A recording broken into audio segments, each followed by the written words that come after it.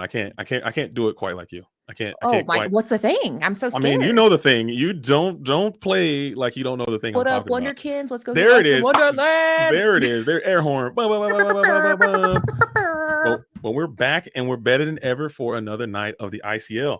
I think it's going to be another spectacular match. We have Enter the Battlefield. Is that it? Is that Yeah, what it is? It yeah. Battlefield? Is that It's correct? enter the battlefield, and there. Well, now I feel now I'm second guessing everything I've ever known, and I made player cards for all of these players. Okay. But Okay. yeah, and they're Canadian. I'm 99.9% sure that this is a They are. They Canadian are. side. They're representing the MTA, the Metro Toronto area, or GTA, they call it, the Greater Toronto Area. I had the Wow. pleasure Okay. and fortunate honor to do some commentary for their invitational tournament that they just had a couple weekends ago. It Nice. was pretty sick. I got a chance to see some of their top players. And their neighborhood is actually quite strong. Okay, they got some heaters up there. A lot of nationally ranked, nationally accredited players. A lot of people who are going to go to the World Tournament play in the Into the Battlefield Greater Toronto area. So it might be stacked. But who are they playing against, Katie? Can you tell me about the Oh, opposition? it is the Inknights. One word. The K in ink is also the first K in Knights. Very efficient. Okay, that's Yes. a lot of time management. They cut to the chase. No BS. We're gonna go Inknights. Boom. Yes. Do you know anything about these players? Do you know who they brought to this lineup today? Who are they going to be I showing? I do. can't see those beautiful cards that somebody made. I don't know who made them, but somebody I took the did. time. I'm in the kitchen. I'm working day and night to just I was really trying to be make humble. these.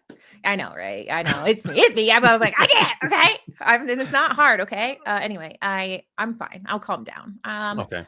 There, I did make them. It's no big deal. Anyway, so we have three wonderful players here today. We have Michael Bunks Beatty. That's fun to say. His real last name is Beatty. Bunks is.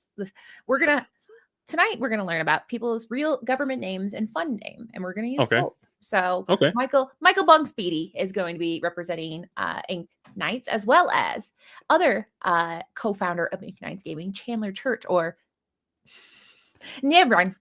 Nyrian. Just say it as fast Nyrian. as you can. That's what I did when I was doing my card reveal. I was like, King. There you go. So yeah. And then the final one is Luna. So Luna is also representing, and so they got some Charlie collectible wins under their belts. They're not any, there are some heavy hitters tonight. We're gonna reveal who's on ETB, and you're gonna go, ooh, but then these guys are cleaning up at the Charlie collectible showcases. So And what I've noticed, Katie, it's very important that we don't get into the habit of saying, "Oh, these guys are the underdogs and these guys are the overdogs," because that typically doesn't go shape up the way that you think it might. It almost here at feels the like I'm ICL. doing something evil when I do that, right? Like, because it's like if you're like saying like, "Oh, who knows what they're gonna do?" Then they're like, "Boom!" So Yeah, you never really know. it never goes away. Sometimes it does, but most of the time it doesn't like go the way that you think it's going to go. Maybe it's that pressure. Maybe it's they think, oh, they got the advantage position. They got to come out and show out, and then they get taken down by somebody that you probably didn't expect. So Well, anything can happen here on the ICL. Pay attention. It's only week 2, and so I feel like a lot of us are like, the meta's done. It's cooked. Blue steel, blue sapphire, blue ruby, blue ruby. That's not a thing. Sapphire ruby and sapphire steel. That's it. That's the only 2 decks. But I think the hypothesis, we're going to test it here because obviously we saw the mirror match of sapphire steel mirror match. That was, sapphire steel did win that one. But tonight we might see some different lineups, and I'm excited to see if it's true. Absolutely. I mean, I don't know. People might think the meta might be a little more cooked than it might It's the second might week. be, but it's going to be just give some time. Let the players develop, let the players see what's going to happen, and then I think people can counter the meta more than they can create a new meta out of nowhere. So it's going to be a powerhouse that comes in and someone's going to go against it, and I think that makes the game a lot more healthy. But I see you got these beautiful cards up here, and we got Joseph Quigley. We have another nationally ranked player coming in at top 16 of the national championship. Beautiful picture. What do you rate this pick? Yeah, I mean, amazing. Yeah, because he's flexing. He's going, I got the goods. And that's, it's hard not to get intimidated. That's why, I say, but I would be intimidated anytime anyone's flexing, their wins. And I'm like, oh, that's pretty cool. I'm easily swayed. Instant 10 out of 10 for the Joseph Quigley. I like what he's got going on there. I like like you said, he got the Cusco in there. He's got the Ice Palace, and he's got the badge on. Beautiful smile. 10 out of 10. 16. Would recommend there. Yeah, he was top 16 at NA or North American Championships. And fun fact I know about this player is that they qualified the day on the last chance qualifier. They made it. They won the last chance qualifier pool. Wow. Took the same deck, went in the next day, and they made it all the way into the finals of the or top 16 of the event. So that's pretty cool. I would sleep for 1,000 days after that. Okay. All right. Who else we got? And now we have Luna.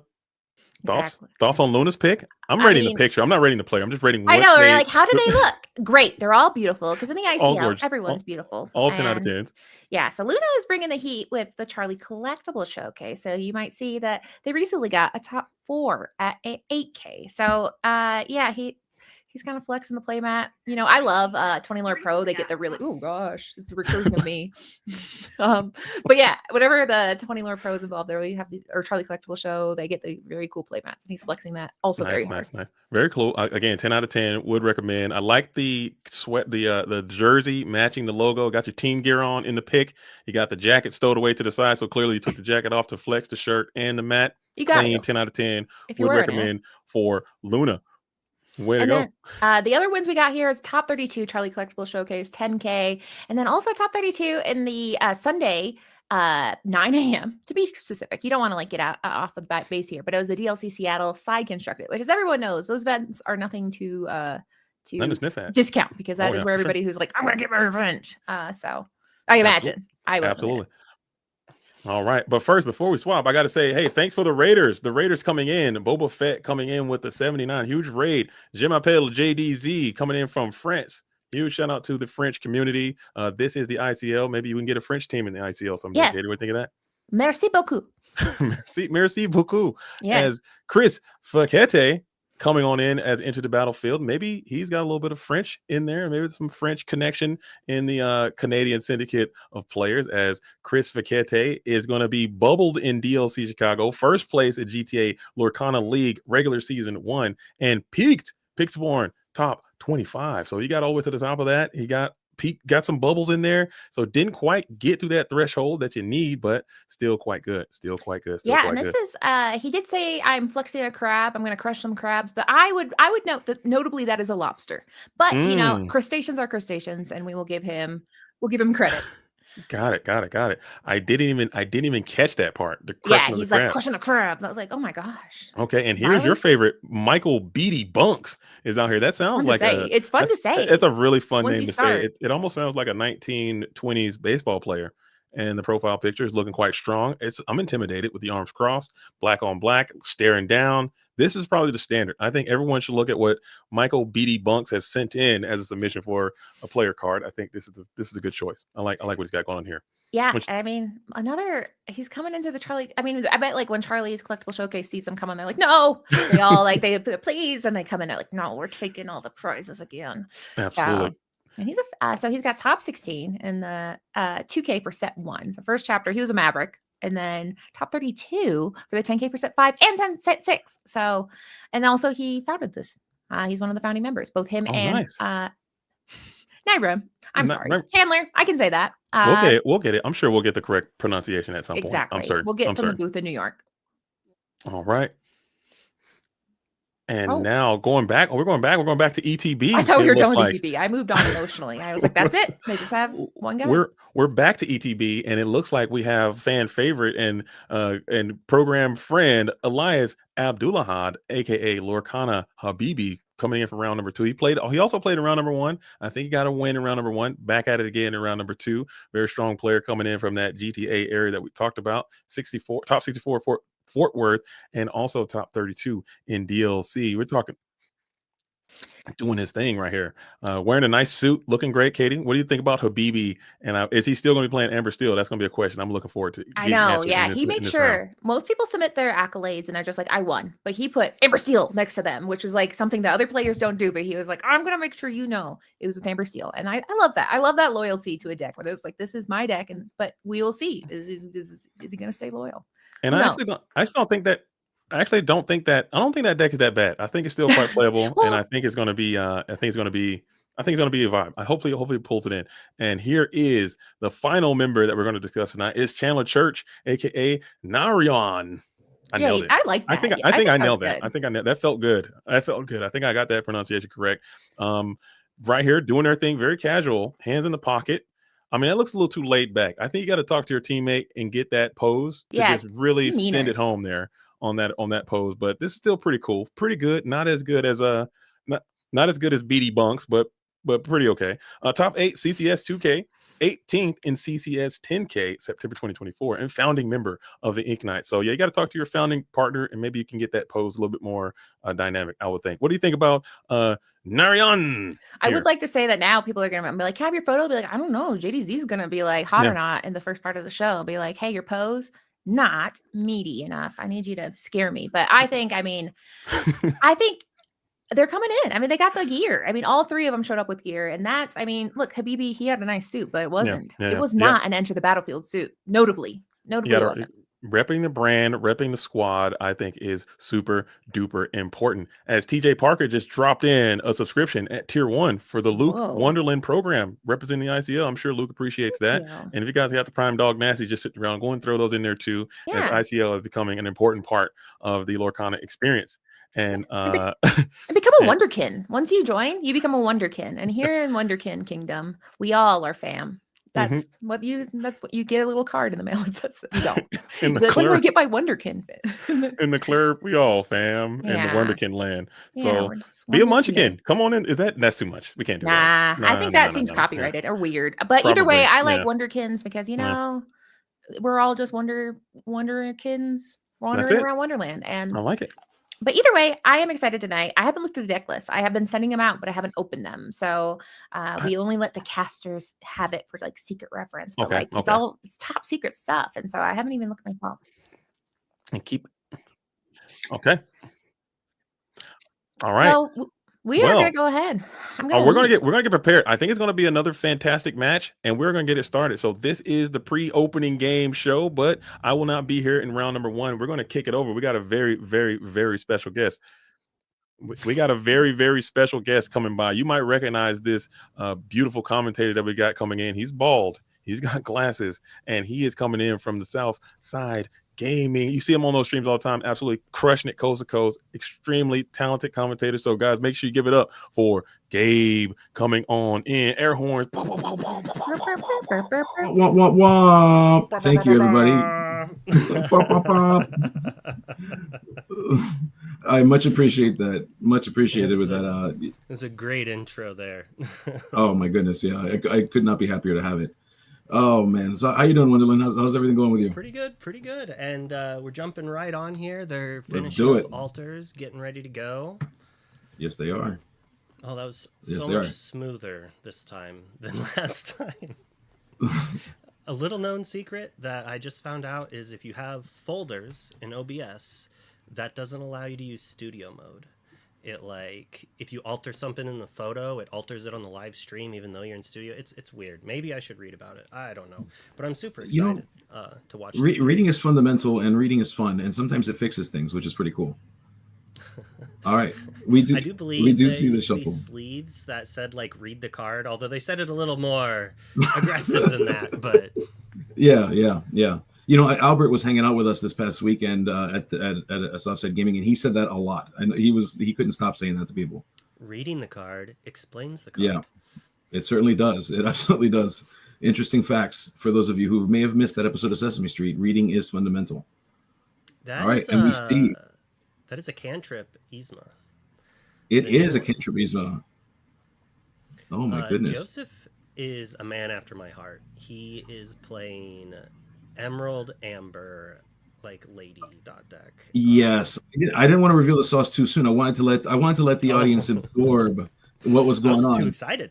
I couldn't hold it in. I want to see it. Yeah, because you're seeing that popsicle hit the table. It's pretty clear what's coming. And well, maybe not in this set. Maybe it can still be steel sapphire. But I'll tell you that we are going to be seeing some ruby sapphire action versus amethyst, or I'm sorry, rather amber emerald. And yeah, I mean, is it fast enough? What do you think? Is it fast enough to do the thing? Well, I mean, normally, yeah. It depends on if they have a 1-drop, though. And yes, small detail. We need to curve out. So Joseph's actually not really playing the beatdown version of his deck, I guess. He is... I misspoke. I shouldn't call this Lady Aggro, although he does have Daisy Duck in his deck. This is more of a Turbo Bog deck. He's trying really hard to play Chernabog very quickly. Like, off of the power of Tramp. I was Yeah. playing some games with this last night. Not this exact list, but a similar one. Oh, sniping the how far I'll go is pretty key, I think, here with the Ursula. That was pretty clutch. Yeah, that is pretty clutch. I mean, how far go? A great way for this to dig a little bit deeper than it does. We know that some of the inclusions for Ruby Sapphire has kind of eliminated some of those digging options for itself. So anytime you can take away some of that digging, you make it much harder for Ruby Sapphire to get to the removal that it really wants to get to. It always feels really good when you hit a song with Ursula in these matchups. Oh yeah, and it's like a nightmare when you don't. But I was playing some games the other night with this deck, but on like a BBB version, a Bibbidi Boppity Boo. Ooh, how'd you like that? It's really fun. It's really fun when it works, but man, it feels bad when it loses. There's a lot of 7 drops in that list. Yeah, yep. Oh yeah. Now will we see Chernobog? Is that I want to take an over under here? Will we see Chernobog make an appearance in this game for Quigley? I hope so. Oh, me too. Hopefully this makes my volume louder. I was having issues earlier during the LCC where it sounds fine, I think, for you and Discord. Okay.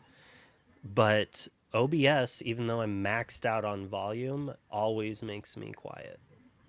Okay. All right. Well, there you go. Ooh, maybe there's a way I can manually. All right. What's the dB mean? That's like bass or something. The right? the decibels. So if I go negative, will that make me louder? No, negative. Quieter? Well, I think you break the sound barrier and you might fly off your chair if you're not careful. Wait, okay, interesting. Yeah, all of my other mics are into the negative, so let's. That could be it, yeah. And to your point, as you were talking about not hitting that one drop early is kind of costing Quigley a little bit. He's currently sitting at 1 lore still, and that's not exactly what you want to be doing against Ruby Sapphire. You kind of want to be powering through these opening stages. It's about collecting as much as you can and getting to a point where you can kind of get under and over the removal. And right now, Pandemonium is not really doing that. It's a pretty fair game, and that's not where Pandemonium wants to be at this moment. Exactly. Sorry, I got distracted. I realized that. Hey, listen, I got your back. You're doing too good of a job. I could just not do anything, and it would be fine. Now we see one of the new inclusions from set 7. We see that lady, the dual ink. I'm sorry, tramp rather, not lady. It's a dual ink tramp. So let's see if we can get some characters out to make advantage. Now, Quigley is rushing through, and he's got 4 characters on board, doing the thing he wants to do. He's got 4 ink, 3. I'm thinking 4 though. I just think he hasn't hit that button yet. And so right now, this is like the most fair game that you can have against Ruby Sapphire. Not a whole lot of ramping going on. Nehruyan, which is my stab at that, Katie. Good job with your speed talking, but I think it's Nehruyan, and I'm going to go with that. Nehruyan? Yeah, I'm going to stick with it, and then I'll be corrected, and I'll just correct myself when I think I was corrected. thinking it was Nehron, but Nehruyan. Nehruyan, yeah. I mean, we'll ask. People That'll be question number 1. My name all the time, so it's not V Wonderland.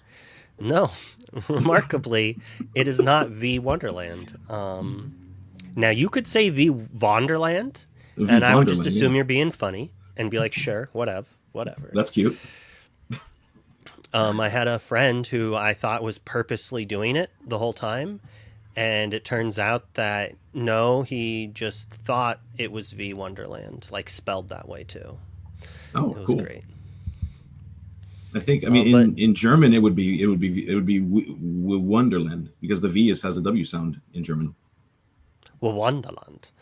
Yeah, exactly. Joseph's deck looks like it's doing his thing now, though. It is doing the thing. Yeah, we've got characters turning sideways. We are at 5 lore. Nehruyan is debating drawing more cards, but not much of a debate to be had. You just do the thing. You draw the cards. Right. So, chat, what did else that are we make here me for? louder? Hopefully that made me louder. I went to +5 decibels. whatever is what in there for? The daisy, it's in there to quest, right? Yeah, Oh, no, it's there to turn Flaversham. thing. The Flaversham, yeah, the Flaversham's there to draw cards. I mean, what do you it's not the best challenger. You got to draw cards with it. And if you're challenging with your Flaversham, you've got some serious problems. Oh, we see removal. The first removal hit the table. It gets rid of that Daisy Duck, Donald's date, and Nehruian is starting to turn things sideways. Not, I wouldn't call this board stabilized yet. We still, Quigley can still get out of this. Pandemonium can still get out of this, but certainly a slower start than likely wanted to have at this moment.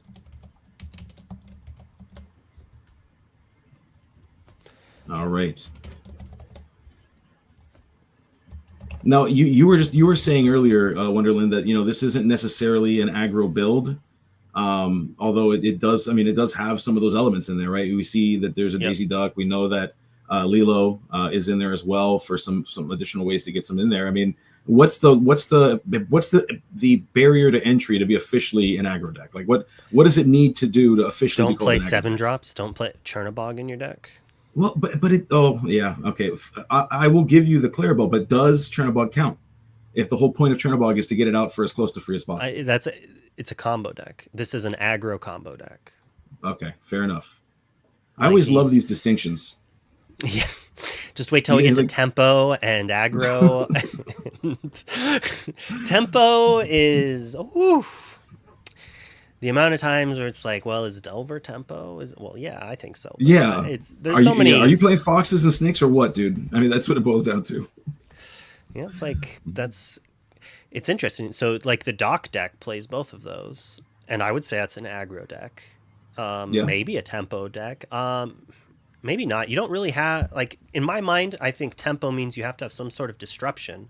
You are curving while disrupting their tempo. Like, maybe that's just wrong. Maybe it just means curve.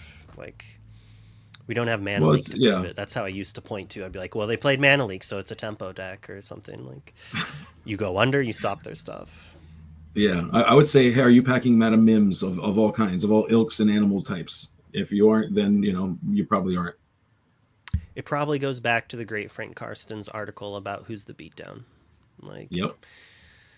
It's a great piece of literature. If it really is. Chat's there. I mean, we're in an ad right now, but maybe someone will post in the chat a link to the article if they find it. It's a fantastic read, and I mean, I would put it up there with like Of Mice and Men, of Great Expectations, and then Frank Karsten's article. I think is like number 3. Certainly. There's so many jokes I want to make there, but I'm just like, nope. It's a happy Disney stream. We're playing some Lorcana today. Let's keep it safe. Let's not get too crazy, okay? Speaking of crazy, I mean, we see visions from Nehruian's side. So Nehruian is digging. Pandemonium is sitting at 7 lore right now. I mean, and of course, what I love about this game is that the numbers above the screen does not tell the full story of this game. We're playing this on a series of fronts here. You've got Nehruian, who is playing a control deck. The point of it is to get stable after having created a lot of advantage through increasing his ink faster than his opponent, through drawing cards to be able to just disrupt anything that comes down. So right now, Pandemonium, it would appear as though he's in a good spot, but we don't fully know that. We don't know if we're in that kind of predicament just yet. A shift Sisu is brutal. Clarabelle's not bad, though. That is one thing. When I was playing this the other night, the person I was playing against knew exactly what I was doing and was like, the moment I played a baby Clarabelle, he's just like, well, I'm not doing this card draw plan. I'm going to maintain a lower hand. So when I got to 4 or 5 ink and could shift Clarabelle, I only got to draw a card. And like, that's not what you need. You need to be drawing 3 or 4 cards. Otherwise, it's just a big thing. Yeah. Yeah, you start thinking about, hey, man, I certainly wish I packed your welcome in here. Help you out a little bit and help me out a little bit. But I mean, you got to think about who that card is for, and you would think it's for this matchup. This matchup, Nehruian and Ruby Sapphire in general can get some pretty crazy hand sizes mid to late game. So you would think this is a pretty good spot for a Clarabelle to be played. But right now, though, it looks as though it is kind of just a great body to have on the board, just something to protect something or to not go away too quick. I don't like these dice. I don't know if that's even a dice. Is that just like a hand counter? Just like I always called them dragon tears. That's what they were the first time I saw them at a craft show, like the little glass beads. That Oh, the like glass beads. Roncalla Okay. beads. Yes. I think that's what that be? Or it could be a D20 that has translucence in it, and it could be any number of things. Yeah. Oh yeah, that All could right. be it too. Okay, so we see 2 brawls. We see a Maui for removal. Interestingly enough, we don't see coils on the table just yet. So coils make those brawls have just the And most there was insane no Sisu, value. right? No Sisu. There was no beef rep? Sisu. Nope, no Sisu. It was a Vision, a Maui. It was 2 half sharks and 2 brawls.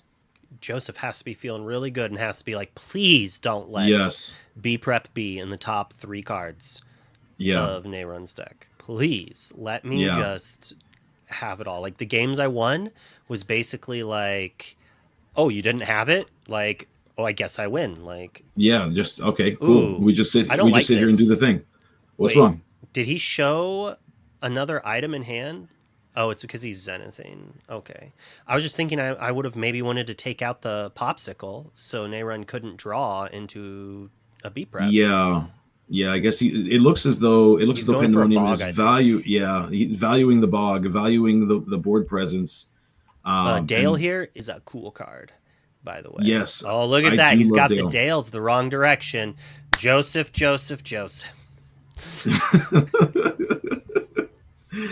Oh my It's goodness. actually allowed in most card games as long as it's obvious that it's not a pattern. Like if all of his Dales were the only cards that were upside down, it's marked cards cheater. But if you Yes. accidentally shuffle your hand in upside down and don't notice it till the game starts, Yeah. that's not cheating. What I do, so when I find myself in that situation, especially the DLC, what I'll do is I'll just grab my deck.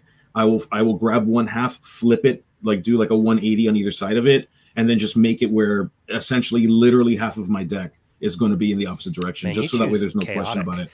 I just Let's go. fix it. Let's go. I just go through and No. turn them all the same way. Every No. game I make sure before I shuffle or do Wonderland anything ain't like nobody that. got time for that. Ain't nobody got time for that. We got to get to this. We got to beat this timer at a DLC. Ain't nobody got time. It would drive me crazy having my cards all be a different direction. Well, then I'm hoping to tilt you if you and I ever get paired up. That's my goal. I'll be like, Wonderland, look at my deck. Look at it. Just Look, stare they're at all it. the wrong way. Look. I'll be like, Just Judge, stare at it. Judge, over here. Will you fix his deck for us, please? Oh goodness. Now we have many characters on Pandemonium side. I So- mean, we're looking at He forgot to I'm trying quest to- with one Ursula, which happens. yeah. I'm trying to do like a quick count of what the total lore is on the table right now as we are here, and I know that Dale kind of messes up that math a little bit, but we're looking at 2, 4, Joseph 5. is a gambler. So it's 1, 2, 3, 4, 5, 6, 7, 8, Yeah. 9, 10, 11, 12 lore. 12. Yeah. So essentially telling Neyrugian, hey, have it or don't have it. You know, just let's see what you got. Show me what you got. In fact, and vision of the future. Gonna look at the top 5 cards of that deck. Gonna pick something out. I see a slap of the That was cards not a onto his happy- ink. Well, that was not a good action. He was not happy about that. Neyrugian's like, darn you cards, darn you all, and sending them to the Yep. bottom. Yeah. That Yep. is a where are my B preps? And you know, when you Yes. only play 2, I think, I actually don't know, I'm just guessing. The average deck only plays 2 now. So Yeah. it's much more likely not to draw it. Interesting things to note about this game was that Pandemonium did not have a 1-drop. So you would think in most scenarios that would put a pseudo aggro deck way behind. And in most cases, you might assume like, oh, well, forget it. You're Even- cooked if you're going up against Ruby Sapphire, but that wasn't the case here. Even not an aggro deck, this deck in general, like you're playing 0 to hero. You are playing Correct. Tramp. You want to curve like I think that's what people discovered is that Tramp's good because you can just play it on curve. You go 1 drop, 2 drop, 3 drop, Tramp. Draw 3, discard 3. Get rid of your Slough. Sing BBB with your Cindy on Tramp. Draw 3, discard 3 more. I had a thing where I was like Pluto 2 drop. I played Tramp, and then I think I played another Tramp in the same turn on like turn 5 because I had threw so many out, and then at the very end, I would have been able to play a free Chernobog. But when I drew five or six cards and had to discard 5 or 6, I drew like 3 non-characters. So I wasn't able to get that last little bit. And we're going to do a quick ad break here to get it out of the way while they shuffle. Go for it. And I'm going to update the game count to show the lovely Victory Star card. Hey! I'm getting all the use out of my set review stuff. Yeah, you should. What the heck?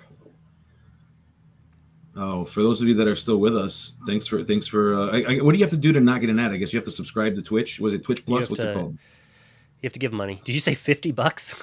No, I said Twitch Plus. Like, what's the name?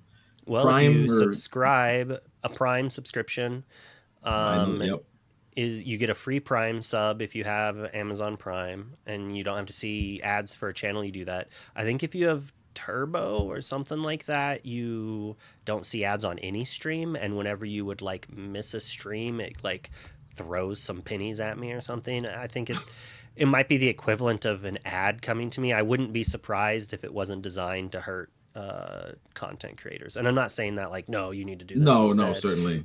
As much as I think businesses do whatever they can to make as much money and take it from other people. And correct.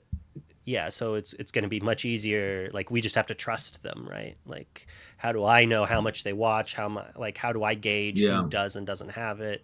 That's all on their end. But I've heard from people, it's a good thing to have if you watch a lot of Twitch.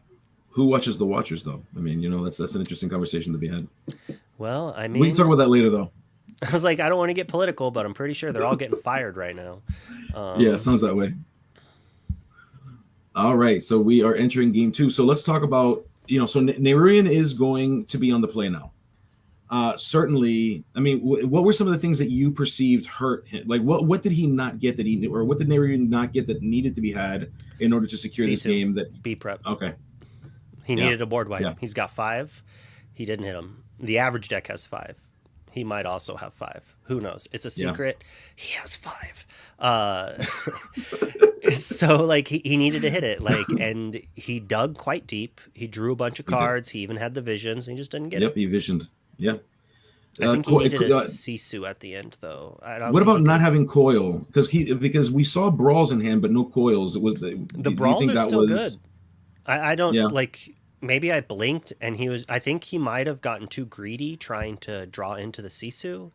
It could also just be that Joseph pooped too much into play. He just put it all into play. He's just like, "Blet, here is like all these characters." But if he's able to answer all of the characters earlier, playing those early brawls, like that makes the tramps cost less or more. It makes the 0 to hero worse. It helps Chernobog, but come on, like that Chernobog's not coming until turn 5. Right. That said, your answer is basically like a Maui and a 3/3, which is honestly how my Chernobogs would normally get taken out if I didn't win with them. Yeah. It's an interesting. It's a check. It's like have B prep, have Sisu, or lose. But if you have the first one, you might just win off of it alone. Joseph though has Lilo, so you're gonna need to do it a few times. I was just about to say this is a little faster of a start than last time, and that Pandemonium's got to be feeling good about it. I mean, Quigley has got to be feeling great. The fact that he didn't brawl the Clarabelle before it got to shift was probably big. I don't know if he wasn't able to or just didn't respect the shift. The fact that it stayed in play, it got a quest for 2 or 4. There's a few things that happened that were kind of rough. Yeah, I got game. I need to play. So I'm getting on Pixelborn more frequently. I need to get ready for my ICL matchup, and so I think I need to try out this deck, this Emerald Amber deck, to make sure I know what it's all about. I do believe this is what Wochuk lost to. He got 2-0'd by it in the last event. Was that? It was. Down where you're at, and he had said it was because he had no idea what they were doing, so he made plays and then just got like hit out of left field where they're like, "Haha, you activated my trap card, Yugi." Yep. Oh yeah. It was just like, oh no. Yeah, talking to Wojciech after that, he was salty, but respected what happened there. So, it kind of recoiled from that and resolved from that. All right, I see. Shout out to looks like Wojciech, yes, like the nicest real life troll I've ever met. If- The nicest real life online troll, I should say. yes, yes. Notoriously, I think banned from 20 lore Discord He like is. 5 or 6 dozen times. Yes, yes. His insistence to the troll gimmick is pretty high, and he loves that. He loves that troll gimmick. But you're 100% right.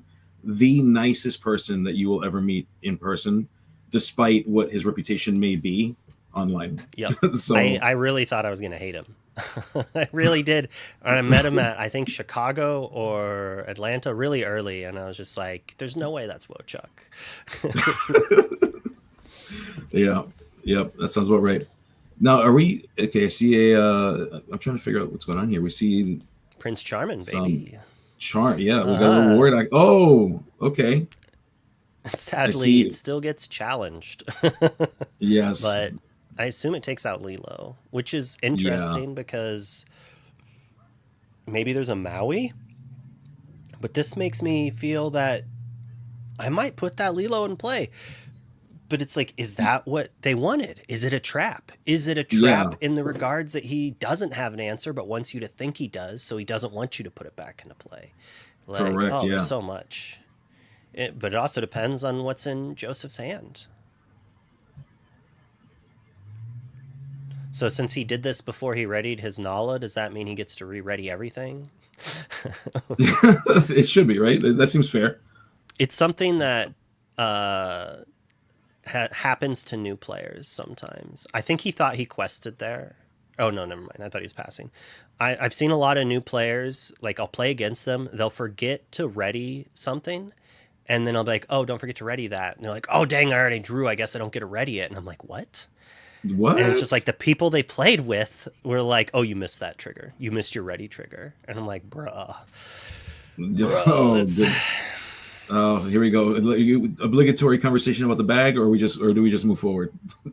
Even then, it's not even a thing. Like, it's not even a bag problem. Yeah. Maybe argue the shark issue, maybe, but even then, I don't think it actually was by the rules, and it was definitely like sharking in the manner as well, and like taking advantage of the rules in a way that I think is cheating. But certainly. This is just straight up. There's not even trying to sugarcoat it or lie.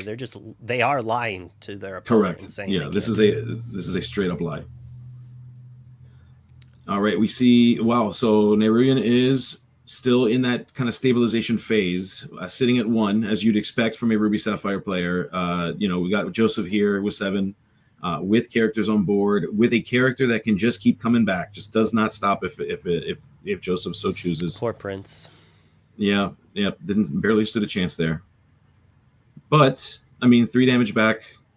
I do like that Prince. I do enjoy playing that. I'm a fan of Amethyst Emerald, and not this set though. Let me be clear, not this set, but great card, that Prince. Great card. I just actually bought some foil Princes. Oh, did you now? Yeah. Very nice. All right. But I'm a foil. Are you anticipating? Degenerate. Oh well, I mean, we know that about. I've seen your deck. I know that. That's max rarity. You've seen my deck? What? Well, like I've seen how you handle yourself. I see how you carry yourself when you're out in public. You're like, this man plays with foils. This man is just he's just a foiler. Quite the foil. I was like, How did they do the extra? But there was the 3 on him from the Prince Charming. Yeah. So just eating that, which is respectable. He's basically being like, I don't want you to play grab back, popsicle, heal, and then take out another character for 2 more turns. Gets to eat the Nala for free, right? Correct. Yeah, and it just snowballs from there. Like Rapunzel? This is where we're at. We would rather have 1 card than a lore. Yeah. That is the world we live in sometimes. That is the world we live in. And you know what? 1 card can be... I mean, if you had to put a value on 1 card... How much is 1 card worth in lore? What do you think is the average cost of 1 card? That really depends on the game state. because it's something you have to calculate a lot, especially with Flaversham. You're like, well, do I just quest or do I have to actually challenge that Lord character? Like, do they have enough threat that I have to do it? That's one of those skill checks where it's like, can I be greedy? Yeah. I think the economy of like the board state and the economy of lore is like such an interesting conversation. That's so deep. It's like yeah. I think that in and of itself is just a whole topic that you can go into. Pretty crazy stuff. But I would say that on average, a card is worth more than one lore, such as, or at least you want your cards to gain more than one lore. Because if your average card is only gaining one lore, you are going to probably lose the game. Like, you're just not going to see enough cards. I think like a lore and a half is like the average. Like, look at the song. It's a 2-cost, draw a card and gain a lore. Well, gathering knowledge is a 2-cost, gain 2 lore. So it's like interesting, like which is better. I think some people would say gather knowledge is better, even though the other one cantrips and is singable. Like from a gameplay mechanic, I would almost say the draw card, gain a lore is better. The difference is, man, people need to leave my phone alone. You said something pretty brilliant there. They want to get more. They want to get more attention about what you meant by that. I mean, I'd be calling you right now too. It's like when Monty was calling Chuck over and over again. Monty's he won't stop. He's crazy. We love Monty, but boy, oh boy, is he crazy. Okay, we see a Daisy Duck and we see Lilo. That's some pretty high equity in terms of lore density on characters. We love to see it. Yeah, but we do have the Sisu down. Yeah, Sisu does change things. Sisu's terrifying, and maybe Joseph like correctly recognized that it was coming and was just like, I need a card more than anything else. Like, that's really what I need. And hey, there was the crab to grab the crab. Popsicle, like we said. It was just like, made sure that the Medusa wasn't eating all day long. Yeah, and this Tamatoa may have finally sealed the deal. This is likely stable. We may be stable at this point where this game is just going to turn into just whatever Neruyan wants to do as Pandemonium Sister and watches him do it. Joseph needs to basically like go character tramp, draw 4, discard 4, play Chernobog, and I don't know if he can actually do that. No, I mean that sequence would be so perfect. But even then, I don't know if that's going to actually pull him out of this. Yeah. And I doubt this Lilo is going to survive a turn. Like, I think you can trade the 3 lore from the Sisu for the counter 2 lore. That's fair. Neruyan played a popsicle, used the hero, drew 2. So currently he's seen 4 cards this turn. At this point, you just have to say, hey, like can I get out of this? I think the answer is no. Oh, what just happened? What did I miss? Well, it looked like he passed the turn, and then it looked like he was like, no, wait, I meant to challenge, and then it looked like he was like, no, wait, I want to quest. But they figured it out. Okay, good. Gentlemen's rules. We're playing quick. We're playing loose. Yes.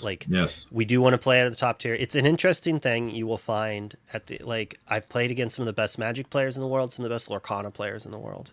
And there's like the bell curve, the meme where it's like brand new players, whatever, hardcore grinders at the top being like, no, you have to do this and this. Oh, judge. Like, oh, they did, and you go back to the top tier players and they're like, yeah, sure, whatever. You forgot to do this. Or like, that's the trigger, it like kind of goes back where it's like, I think part of it is you're used to doing that in your testing where you're like, I want the best gameplay, so I know how this is going to work. So you get used to that, and you're like, well, it's also for the love of the game. They're playing at all these events and doing well at all of them anyways. So you want that. And then you have the Chris Croys. I knew at one point tonight the name was going to come up, but hey, we gotta live in a world where that just is going to happen sometimes. Maybe I should have just been you're right. And you have the letterheads. The letterheads. There you go. Yes. Now, that's an interesting perspective too, because you're right. I mean, I've seen all ilks of players, and you wonder like, what is the thing that you're really testing here? Like when you go to play, is it that I forgot to say the words? Is that really what you think is optimal gameplay, or is it like the decision of play lines? Is it the fact that I had multiple options ahead of me and I chose the wrong option? Is that what we're valuing in terms of what makes a player good or not? So there's a lot of avenues there, and it's always interesting to see. I tangented off. Did it hit B prep to the bottom? Was that what it was? Oh, me too. Astro? Oh, Well, we got chat. Nice, it did. It was a B prep to the bottom. good. We love I to just see like it. to talk, so we you just got to shut me Yeah. up sometimes. Be like, yo, we're watching That's all the right. game here. Yeah, no, certainly. I think that we are in a pretty critical spot of the game at this point. We do see that Pandemonium is trying to trying to stake a claim here. You know, I kind of said that Pandemonium was out of this, but I don't know. Maybe not. Maybe I was wrong, and I'm happy to be wrong. To see this turnaround, it'd be great because I love to believe in miracles. So let's see if Pandemonium can flip this around on us. It's just going to be tough, though. This is the game It's that gonna be if Joseph wins, he's just going to be like, how did this happen? Like, yeah, I did not deserve to win this is likely what he'd say. Basically, Nehru's deck would have just been very angry at him. Yeah. If that's the case. Like, they're just sitting there like, draw me the cards, please. Draw me the good cards. And their deck is like, like it's straight from the Jurassic Park. Like, you didn't say the magic word. You're all going to die now. I'm like, oh no. Yeah. Oh my goodness. I mean, Nehruian has seen so many cards. We had that one turn where he drew 4. He just tolled. So he's getting a choice of 2 more. I just can't imagine that seeing this much of a Ruby Sapphire deck that Pandemonium can really get out of this. I mean, Pandemonium is not drawing anywhere near. How does Joseph not lose? Oh my gosh. Turn, that's the problem. Is yep. Naren's going to at least 15, so Joseph has to answer the crab and the dragon. Yes. Or and Lucky Dime threatening a very... Yeah. Needs to answer like crab and 2 small things, or dragon and a small thing. Actually, even more than that because of the dime. I mean, come on, baby Clarabelle. And then... baby Clarabelle will help tremendously with that Lucky Dime. It looks like the decision was made to not quest, but rather to get rid of that Lilo. Okay. So that's an interesting choice. I think it makes. I'm not opposed to that decision. I mean, you have to think that Joseph can move pretty quick. So especially a 2-quester, force him into a position to have to spend his ink. You know, he's sitting at 5 ink right now. 2 ink is a lot. I mean, you're talking about 40% of his ink to dedicate to Lilo. It's kind of a big deal. I also kind of respect the fact that Nehru's just like, I can't think of how I'm going to lose necessarily.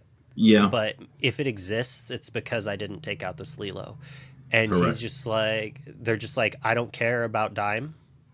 Yes. Even though I have it, I don't need it. Maybe I have another dime. Maybe I have a Tamatoa to get it back. So if you want to destroy it, whatever. But if you want to take out my dragon, I can still dime my dragon. So I'm still at technically 18 if you don't take it out. And I think another thing to point out here, too, that's really important, Nehruian is sitting with enough lore on the table to win the game. So, you know, I think putting Joseph in the position where now you have to deal with me. So I'm not worried about you questing, but if I can force you into a very precarious situation, I win next turn, period. So that's something to consider as well. Cricky, could help take down a bunch of stuff, but there's a Clarabelle, but is this too little too late for the Clarabelle? We do see a choice to ink that Ursula. The fact that Clarabelle just eats Sisu. So it's 1, 2, 3, 4, 5, 6, 7. It's 1 off if Nehru doesn't have a Sisu in hand. Yes. To gain 3 lore. But this is looking mighty rough for our hero, Joseph. But maybe... It is. Yeah, I just don't see how... And while Joseph is probably feeling a little bit of pressure, that is so many cards. So Clarabelle's doing the thing that she is meant to do. We love to see that. Well, I'm sure Joseph loves to see it too, and I love to see it for him.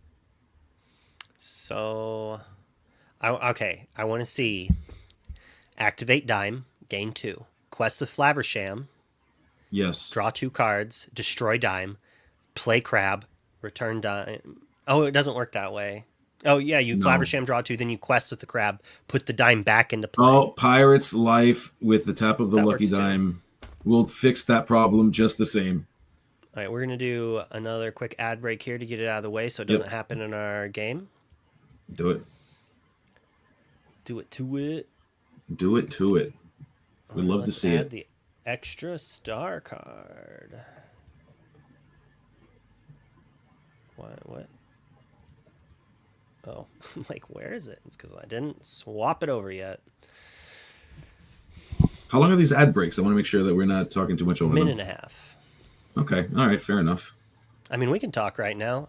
The ads are not why not? on the recording. Oh, okay. Cool. Very cool. All As we right. now Now, sit here in silence. yes. Well, it doesn't have to be too silent. So we're 1-1. We're about to see Joseph get the play now. I think I always like to ask the question: what is it that Joseph needs to do to win, to make sure that he doesn't lose the tempo and win this game? What is he looking for? What is he mulliganing for? What is his strategy? What would you do if you were sitting in Joseph's shoes right now? I would be bribing Nehru's deck to not draw big price. I would hope that I just had a good curve, and that I hit an Ursula the turn I needed it to hit a B prep, and to hope that they don't Sisu me. Like Nehru playing a turn 3 baby Sisu and then ramping and then shifting is backbreaking. Oh yeah, very backbreaking. And we definitely don't want to see that for Joseph. Nehruian wants to see all of that and more. He does. Nehru's like, give me all of it. Yeah, and I mean, conversely, we've got Ruby Sapphire, which is just phenomenal at reclaiming tempo. I think it's one of the reasons why it's so popular. Is just its ability to just say, okay, well, all this tempo that you got, I'm going to go ahead and just take all of that now. Only plus. one. Yeah. Nehru only one. Only one. I would be very Joseph. No. I think that bribery you were talking about, I think needs to start right about now. It's like that means that there is a popsicle, there's a 2-cast ramp, Yep. and there's probably a baby Sisu or a brawl, and a Flaversham, and then some sort of ink to go with it. Certainly, yeah. That is frightening. Conversely, Joseph just needs to be Daisy. Good game. Yep. Daisy I have lost with that. When my opponent went baby Sisu, shift Sisu, I think I lost at like 17 or 18 lore, and that happens. So like, no matter how good of a hand Joseph has, I think Nehru's deck is capable of having the right cards to combat it in the right scenario. Yes, correct. Yeah, if there's anything that can do it, I think Joseph can. Oh, look at that! Your first prediction came true. There's the first of hopefully many Daisy Ducks for Joseph. Yeah, a Lilo or a Daisy here, not bad. Or like 2 Daisies. Like he really wants to go double 1-drop, so he can then play a tramp early. But he only has 12 1-drops in his list. All right. We see the most standard opening of a Ruby Sapphire deck of all time, inking of a card, and then playing of a popsicle. Pretty common. What do you expect? Very on point for what the deck needs to be doing. Yeah. Certainly explains why we kept 6 of those 7 cards. Now Joseph is going to show. Oh, tapping 2. Drop. We're playing Ursula. Okay. All right. Hit the 1 jump ahead. I mean, Pirate's Life is a card. There's Pirates. It is a card. Hits. I mean, I was going to make the joke last game. Joseph played an Ursula and missed. He's going to lose. He played an Ursula and hits. Does he win? Like, does that have more to do with the fact he's on the play? Maybe. And whiffs away the ramp that we know he doesn't need. But yeah. But still, it feels good, though. And I think feeling good is important here. You got to build momentum, and sometimes you got to take those small victories. The decks can smell vibes, and if you're just not having it, they'll punish you. Which, by the way, Wonderland, I learned the other day that the opposit of immaculate, so if you said immaculate vibes, the opposite of that is soiled. So soiled vibes is the opposite of immaculate vibes, yes. I'm going to have to try to use that. I do like that. I would be more like just be like, man, they soiled my vibes. They soiled my vibes, dude. All right, let's see. Oh, all right. I mean, we sailed that Azurite Sea, and then we said, "Hey there, okay." Ooh, all right. Let's see. What do we get? What do we nail? Do we nail it? Oh no! You don't want to see that. You do not see that want to hand? see that. Did you see Yikes. that hand? Yes, that is, I am scared. This is worse than a scary movie, right? I'm watching a horror movie and I don't like it. I'm glad I have the lights on right now. But we do see a Clarabelle, right? Is that? Yeah, that's 3-drop Clarabelle. Yeah, that's the 3-drop Clarabelle. Yzma in the Inkwell. Yep. Which, after playing, I was like, I need to put Yzma in my deck because I am flooding on Under the Sea, on a Chernabog, on a 7-drop. I need something to get going. And even just dropping anything to then pick up with a Lady Shift, like, is still value. Or just discard a Lilo, put it into play. Oh yeah, I think I'm going to try Joseph's deck out tomorrow on Pixelmon Connect. Just mess with it. I cannot wait to play with that. It's going to be fun. And you're going to feel stupid. Because when you lose, you're just like, why did I do that? Like, because as soon as you get punished, you're just like, I could have played around that, and I did not. Well, great news, Wonderland. The same thing. I feel that way pretty much my entire life, even when I don't play Lorcana, so it shouldn't be that different. We should be all right. We should be. It is a sign that you are a good player if you're able to notice the mistakes. Too many people are like, oh, they like, if I could have only this, or if they didn't have this. It's like, well, yeah, if you only had played better, if that's what you mean, yes, maybe. Yeah. No. If I only had one more turn, what are you talking about? If I just had one more turn, everybody. Yeah, I would have really won if I had another turn. Yeah, exactly. You and me both. All right. And that's like it's a big step to improving your game, is realizing you're not as good as you think you are. Realizing that you make mistakes. Because as soon as you realize you're making mistakes, you can figure out how not to make those mistakes. Unless you're, as my teammate Humble says, God's gift. Like, you're not perfect. Sure, maybe there's some players out there, so there's some DeCandios in the world and Karstens who are just like, nah, like, I know exactly before I make it. I don't make mistakes. Like, sure. Well, I mean, I'm sure I'd hope that they would identify that they have bad days too, but you're not wrong. Oh, the cow is shifted. Okay. It's a lot of cards. That is a cow shift. Yes. For 3. It's a shame for Joseph that there's not a 1-drop as well, and Joseph is respecting the Maui, which honestly I don't know if he needs to. It's kind of hard to say. Like, him Mauiing on this turn is him not doing anything else. It fully trades. He might Maui anyways and just eat the Ursula and then leave the Maui in play to then eat everything you do for the rest of the game. You've drawn those cards. Yes, I don't think there's songs he needs to be singing. He doesn't play Look at This Family or BBB. It's just 0 to Hero and the Under the Sea. That said, maybe he's gonna like key to him.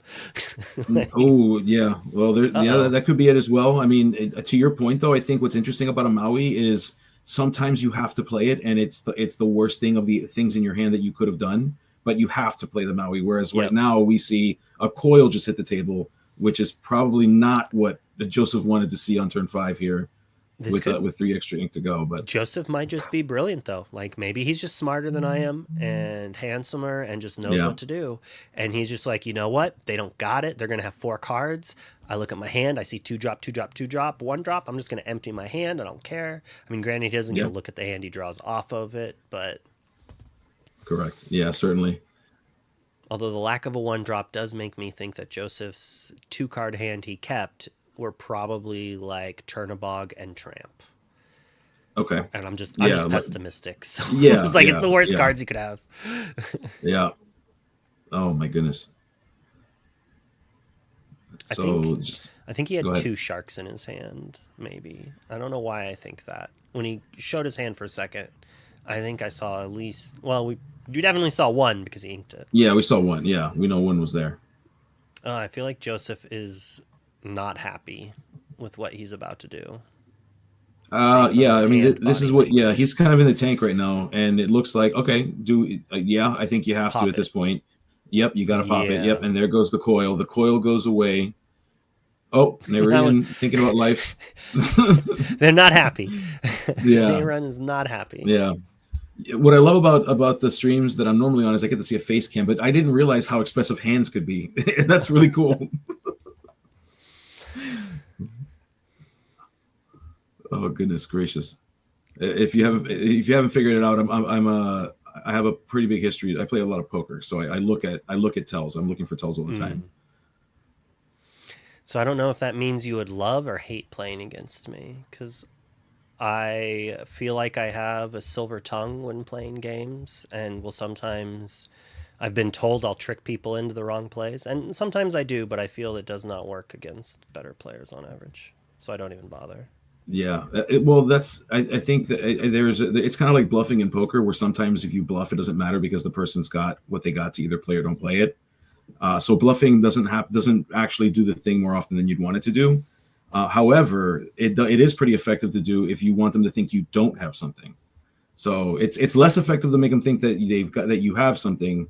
It's more effective to make them think you don't have something, and then they play into a be prepared. They play into things that they don't want to necessarily play into. So there's your tip of the day.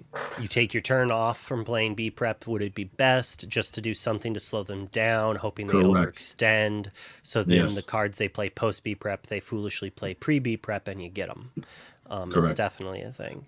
What I was referring to is like I played a Robin Hood on turn 1, and then I played a Smee on turn 2, and they had a ice block in play, and as I play it, I'm like, man, I hope you don't brawl this. And then they brawled it, and then I shifted Robin Hood and sang Whole New World, and I was going to lose if I didn't get a shift sing Whole New World. Yep. But that does not work on players who are good. No, yeah, for sure. Yeah. I mean, not trying to insult the player I did it to, but it's just... No, not at all. It's kind of a zone, like I would do it against any player if I really needed to. It depends on how much I think they're reading into it. Like I could see saying that and them being like, well, I'm never going to do that, you know? Yeah. So like I have to gauge how the person will read to that. And it's well known that the more choices you give your opponent, the higher chance they pick the wrong one. And then you can try to capitalize that. Yeah, certainly. All right, let's see. So we've got 6 Laura on Joseph's side with characters to boot. Nerian is rocking a Flaversham with no items at the moment. Not to say that some won't come down and gain some insane value for him.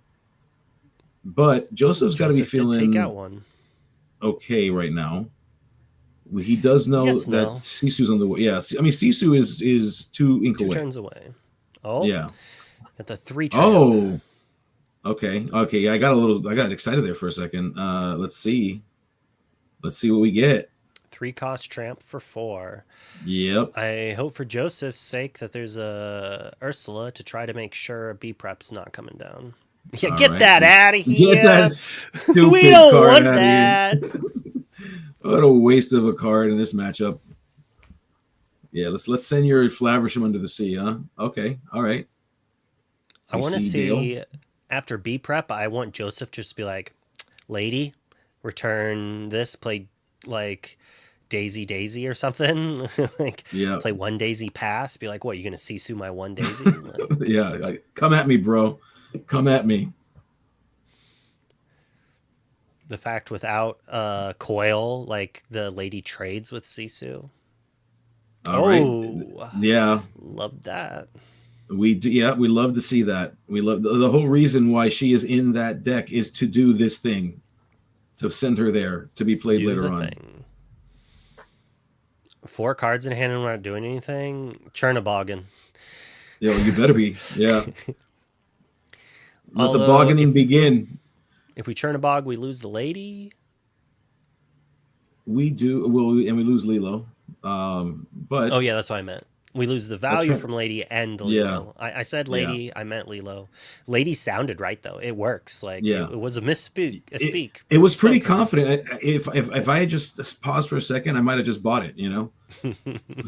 So, but hey, look, if you're bogging, you're bogging. Let's bog. Let's bog together. No. Okay, we see an ink come down. We're inking that Clarabelle. which, you know, I mean, it's is that really the best thing to do against a Ruby Sapphire? Maybe not, but it is what we're doing. Okay, we are turning them sideways. What are we playing? With Flaversham in play, I think it's fine. Yeah. We have another one in play for shifting. I'm assuming he's trying to work out how does he empty his hand to draw cards. Zero to hero. Zero to hero. Singing another one. Nope. Questing. Doesn't want to forget the quest. Yeah. I was like, wait, are you singing too? What are you playing? No, he's casting it just to draw more cards. Okay, all right. Insane. We love it. I feel like he changed his mind here. Yeah. Because he could have just discarded that and played the Lilo. So he definitely changed his play. Yes. And so people are going to be like, oh, what a mistake. He could have played the Lilo. Sure. But he's a good enough player to be like, oh, no, I can't do that because of this. I'll take the slight bad play here that could have been better to guarantee I don't just lose because I get greedy.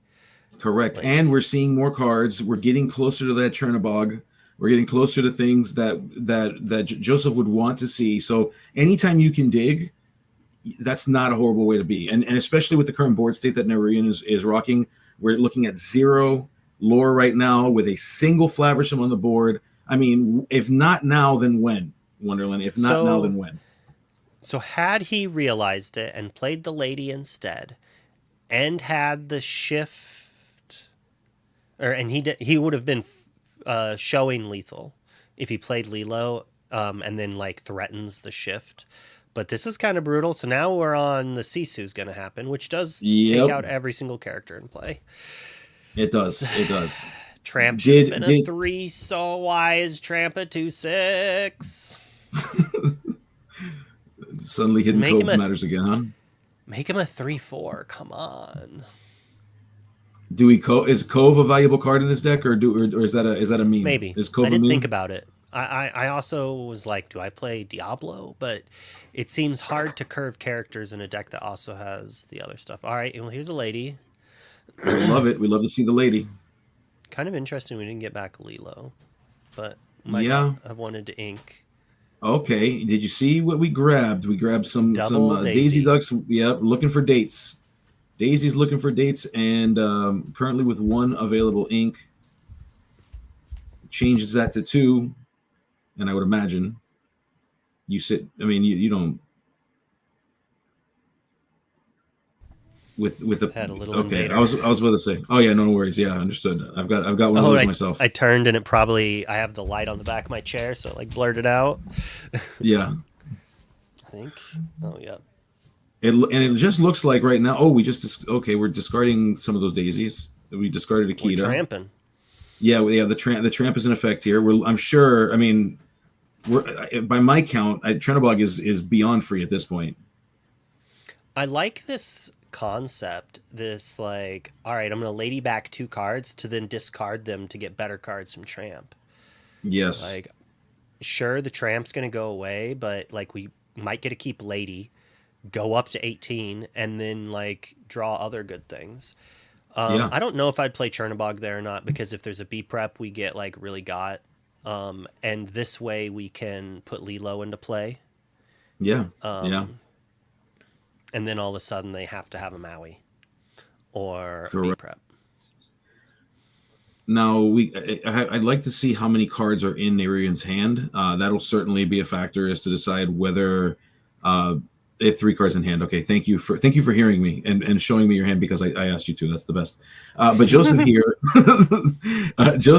has got to be thinking like, what are the chances? What kind of removal? What are the chances? Because we know that so we see the prince come down, and that is enough to present just like a board state where he could win next turn by saying go. Does Nerean have the removal? Can Nerean hold this off and prevent this victory? But right now it is Joseph's game to lose at this point, is what it looks like. I love the prince, although I'm really surprised that he did not put the Lilo back into play. I'm assuming he just forgot. Nope. Oh, yeah, sorry. Nope. That does not work the way you thought. There's a little thing called ward, unfortunately. Oh, Tamatoa. Yeah. I mean, does this end the sequence? I think the math Why did he only grabbed one item? Yeah.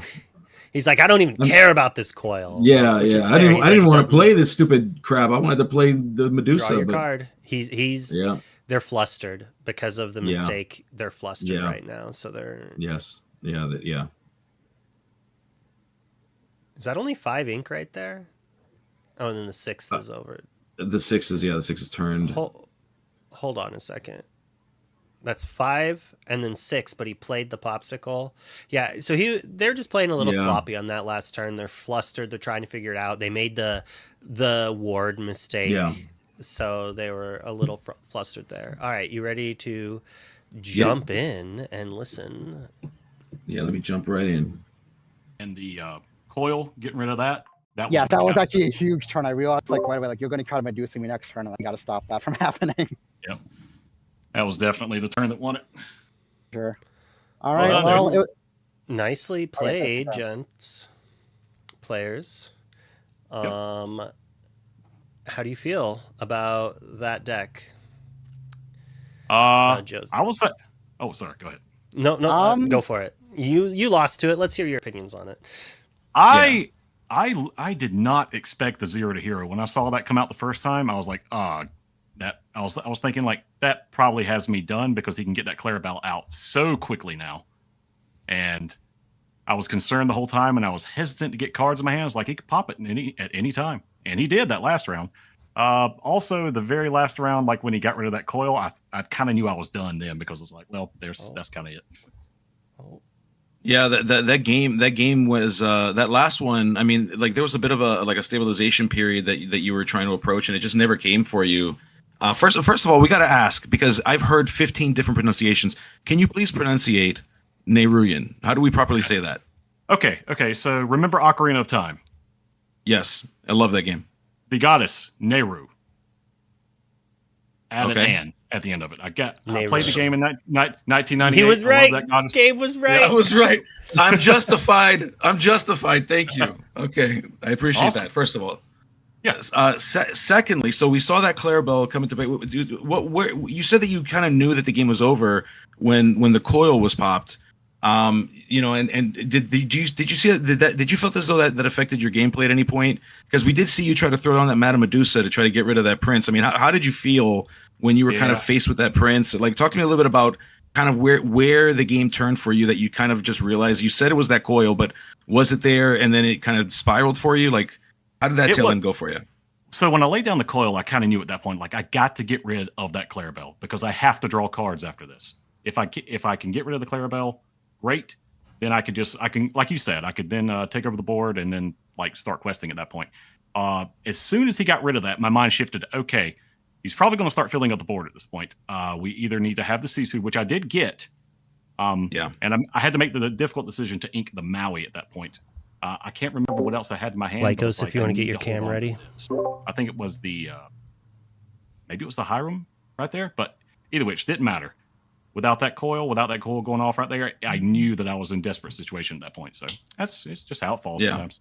It is, yeah. And I mean, well fought, well played. I mean, no, I want to make sure that it was a great sequence to watch. So first of all, thank you for letting us watch the games. Thank you for allowing us to kind of be the storytellers of that game. Fantastic sequence there. Joseph, I want to ask you a question if you're ready to answer some questions. Absolutely. So Joseph, my question to you is, because I've heard it many different ways since the advent of this deck, it feels as though nobody really knows what is the proper numbers. We don't really have the data to say what is a bad matchup, what is not a bad matchup. So by your perspective, were you excited when you realized that you were going up against Ruby Sapphire, or were you scared, or is this like a 50-50? What is your perspective on what you came up against? So admittedly, I haven't played this matchup very much, but I would say I was not excited. Reason being, I am teching my deck in a way that's a little bit disadvantageous from it. I didn't get to see play in this game, but I do have Kaida Under the Sea, which are great in a lot of matchups. In this matchup, it is terrible. So those are a few dead cards in this matchup. And in general, I'm not the most aggressively slanted, I'll admit.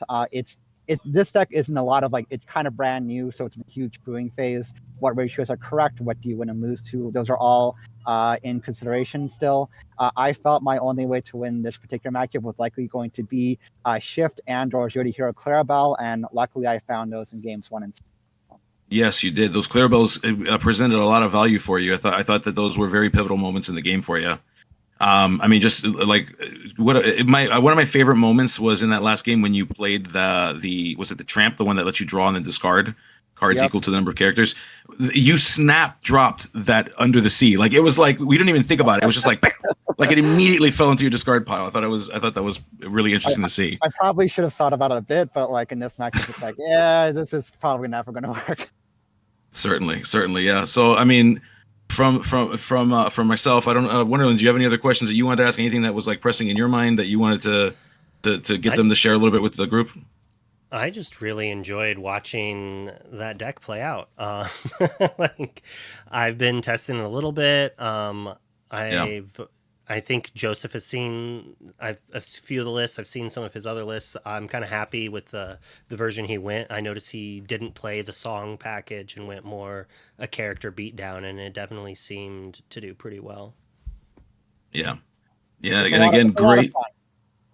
I would imagine. Card. Yeah. So I was building like blue steel decks and green steel decks to play. I'm sorry, emerald steel and sapphire steel. Respectively, to play on Pixelborn. But now that I've seen this thing in action, now that I've seen your Lady in the Tramp deck in action, I am like so stoked to build this and to try it out on Pixelborn and just to like see how much fun getting Chernobog's out for free is going to be. I'm like so excited. It is so much fun, and there's so much room for brewing it right now. Lots of different ideas going around. I look forward to seeing how it develops. Yeah, same here. I think it's one of the big breakout things. It's like we really, really wanted more archetypes, right? And Amber Emerald really didn't have one. It was like kind of a discard archetype, but it was too fragile, and like it got the recursion threats it needed to be able to deal with someone just be prepping over and over again. Yeah, certainly. Great job there. Did you have any shout outs you want to do before we swap over to our other casters? Shout out to I guess Ghosty, who kind of helped and who built the deck over in the SSG, and buddy of mine, and I was kind of more inspired to really try to make this work somehow, seeing that list have success. Shout outs to everybody over at ETB, all the fans over here and at home watching. Appreciate y'all. Yeah. I'll let Ghosty know. I see him almost every day, and yeah, so I'll let Ghosty know. Sounds good. Thank you. Nairan? Shout out everybody back at Inknights. Sorry I couldn't get this one done, but hey, it was up against a great deck, a great player. Loved it. Joseph, love playing you, man. Love playing you too, man. Thanks so much. Shout out to Lorcana Mama and Torok, who are currently at Disney right now. I know, right? Watching. So, guys, hope you're having fun. Can't wait to see you guys back home safely and at CCS in the coming weeks. Well, I hope you top deck the B preps when you need them. We could tell from that first game when you played that Visions. Right. I was just like, no. He was like, man, and only knew I had one more in there after that. I was like, well, I got to dig. Desperation mode. But anyway, lots of fun, guys. Thank you. All right. Thank you. You two have a great night. All right, Gabe, is there any shout outs you want to do? I do believe I have your link tree somewhere that I will put in there. And you have to unmute in VDO if you have not for us to hear you.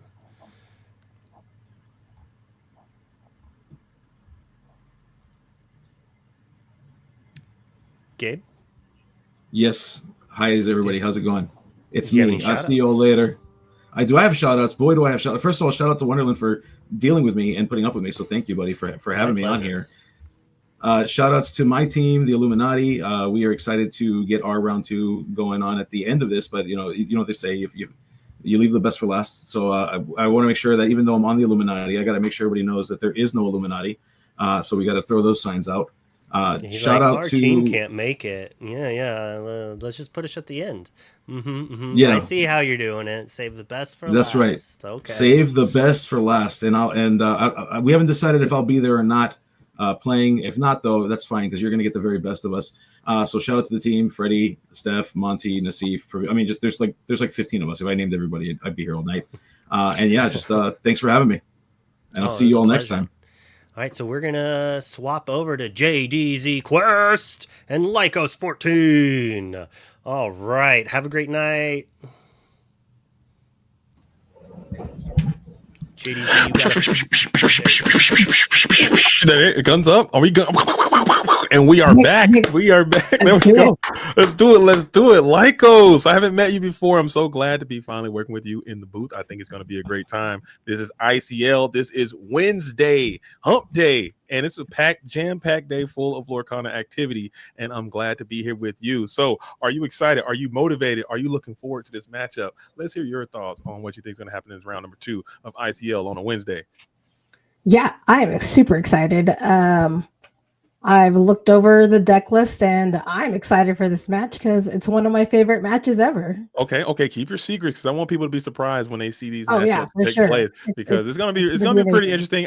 When I first saw it, I was like, oh, that's gonna be funny because we haven't seen that yet, and a lot of people are speculating on what the meta is gonna be like and what the deck's gonna be played and what people are gonna be using and what deck's gonna be. And those 2 decks that we see, I think they're both really great. And I think they have a spot that can kind of usurp some of the things that are happening in this Sapphire heavy world. So I think it's gonna be great. I think it's gonna be exciting. It could go a lot of different ways. It's not true. I don't know. It's gonna get some people thinking if it works out the way. It could just be a pretty standard thing, but I don't know. I don't know how it's gonna go. What are you most excited for to play in set 7? Are you gonna stick with the same decks you've been playing? So I'm going to be playing a couple different decks. I'm a steel player for the most part. So, I've tried blue steel, and obviously the power that blue steel is undeniable. But I'm going to try out some different decks before I, just fall into the meta that is. I think you can't if you can only resist the Sapphire Overlords for so long before it comes to calling. But it seems like we got ETB, we got Bunks versus Chris Fakete, and it looks like they're shuffling up and they're going to be getting ready to play. So are you ready to hop in there and let's get loose? Let's get active. Everyone in the chat, let's go ahead and wake up. Let's go ahead and lock in. Let's go ahead and get them seat backs to the upright and lock position, and let's prepare for takeoff as we're setting up for 35,000 feet. Are we prepared? Production. Let's do it. Let's do it. I love me some Lorcana. I love this competitive Lorcana. I don't think I'm cut from that jib. I'm not like you guys in the Sunflower Illumineers. I get too nervous. I don't want to let the team down. I mean, it's kind of high pressure. You get couple hundred people watching you do this, and everyone's criticizing your plays. It's kind of tough, but this is it. This is what you sign up for. You want to be the big dog. You got to bring it. And it looks like the green box is going to be on Bunks here, starting off going first. Yeah, and I do like those sleeves that Bunks has over there. And I think I believe, if I recall correctly, I believe the last participant, Ryu, I can't say it. I'm not even going to try. They had the same sleeves, so it might be like a Nairuin. He said it. I said it like 4 times. I still can't say it. I can't get it right. Nairuan. They had the same sleeves. It seemed like there could be some team swag. I like a little bit of coordination from the teams as we got the Enter the Battlefield mat that all of the ETB players seem to be using. So it's going to be a great matchup. I'm excited for it. Let's see if they jump out early and get those colors revealed so we can start to break down what the potential differences could be, as this is going to be it's going to be interesting. I think it's going to be a good one.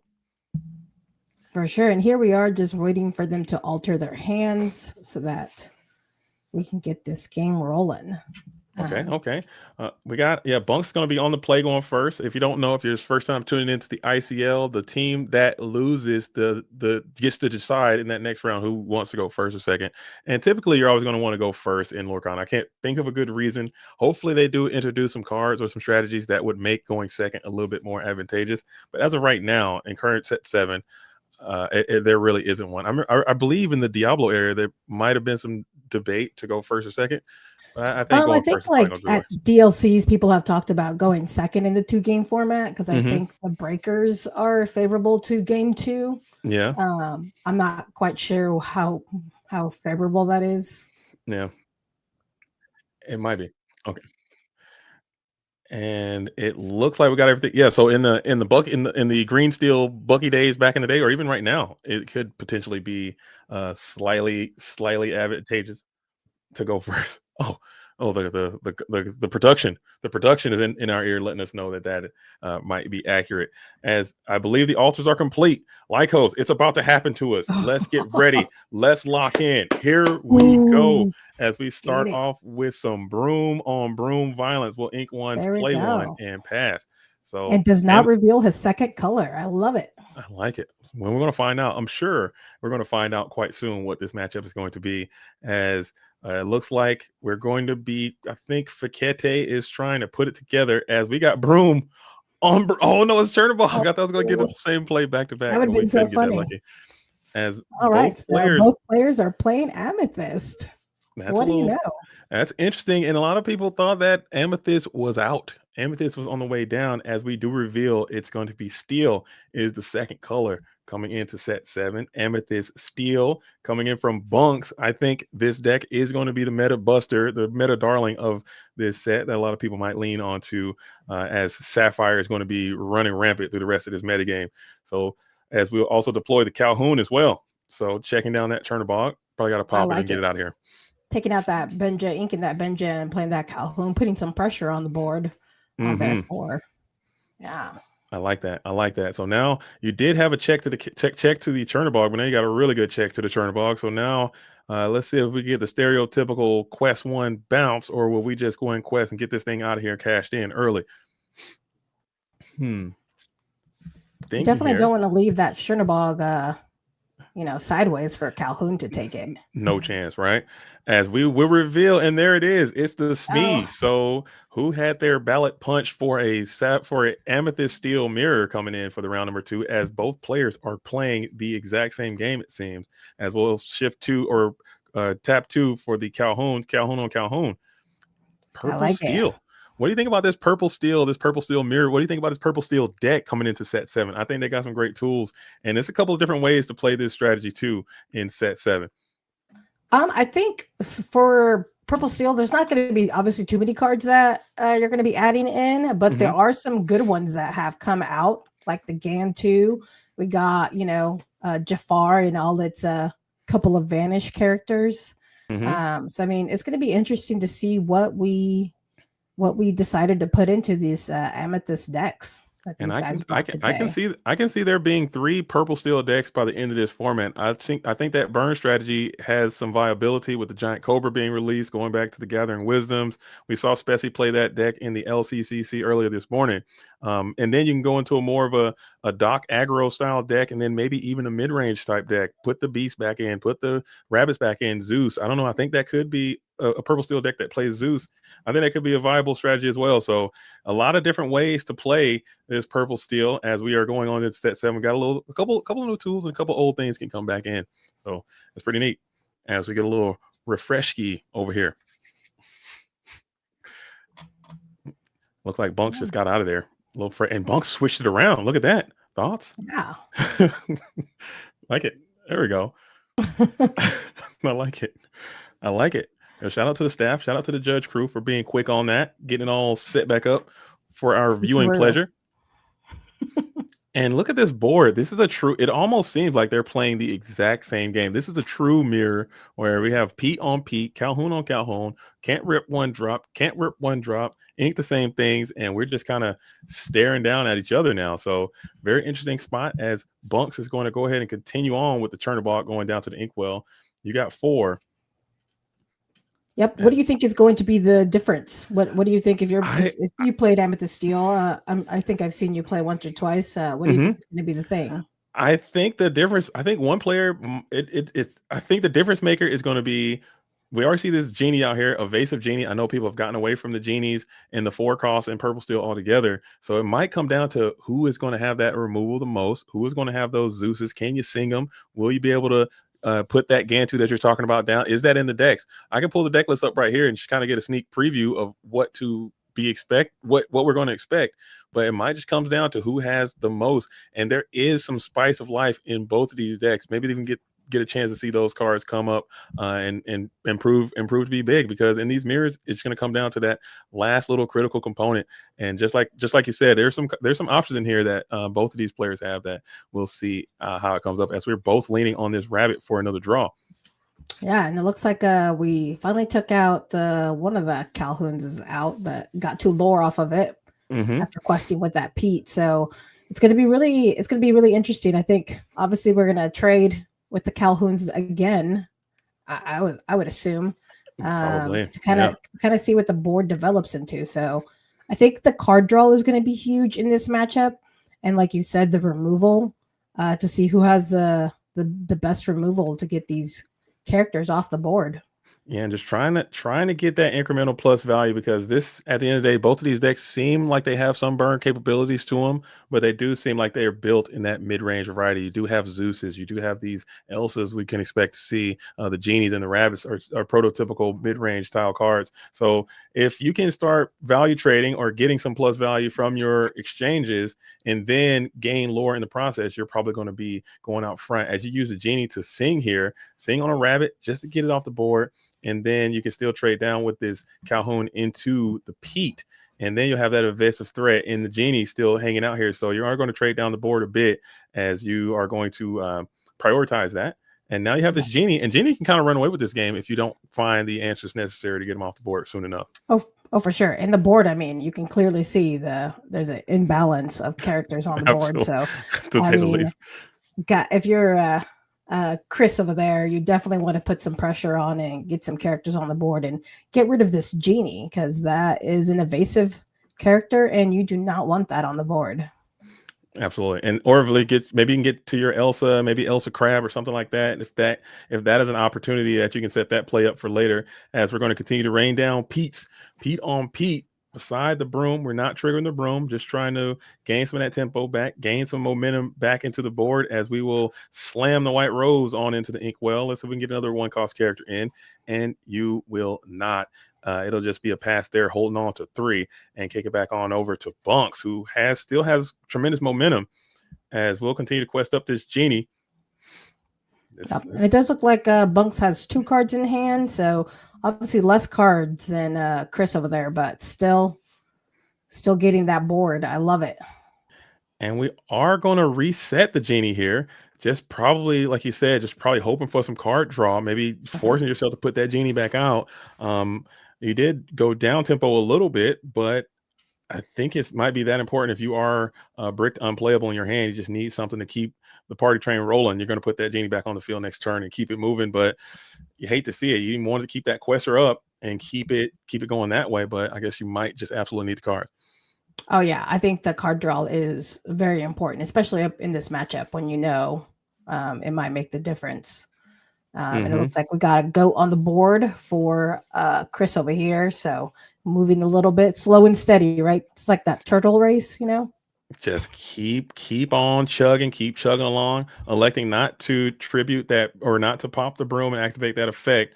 Just leave it on the board, but you need it to sting this strength, I believe, just to clear up the Madam Mim Fox. So that was a good turn of events, but you still need to figure out a way to kind of start clearing some more characters, and that strength maybe could have been good on that Genie, unless you have another answer for the Genie in hand.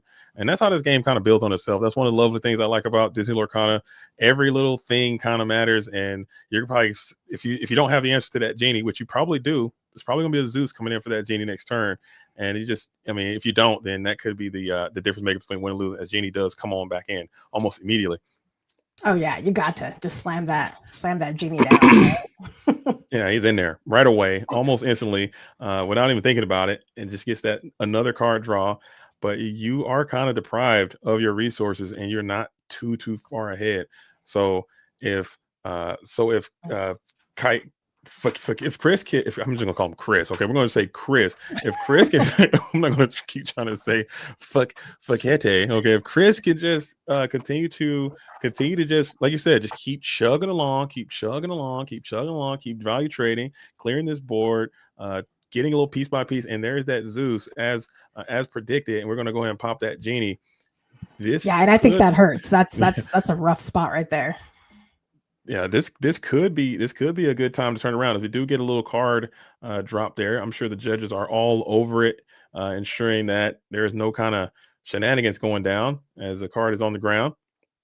I think it all got sorted out there. Card, there it is, one in hand. There we go. Sorted. They're working it now.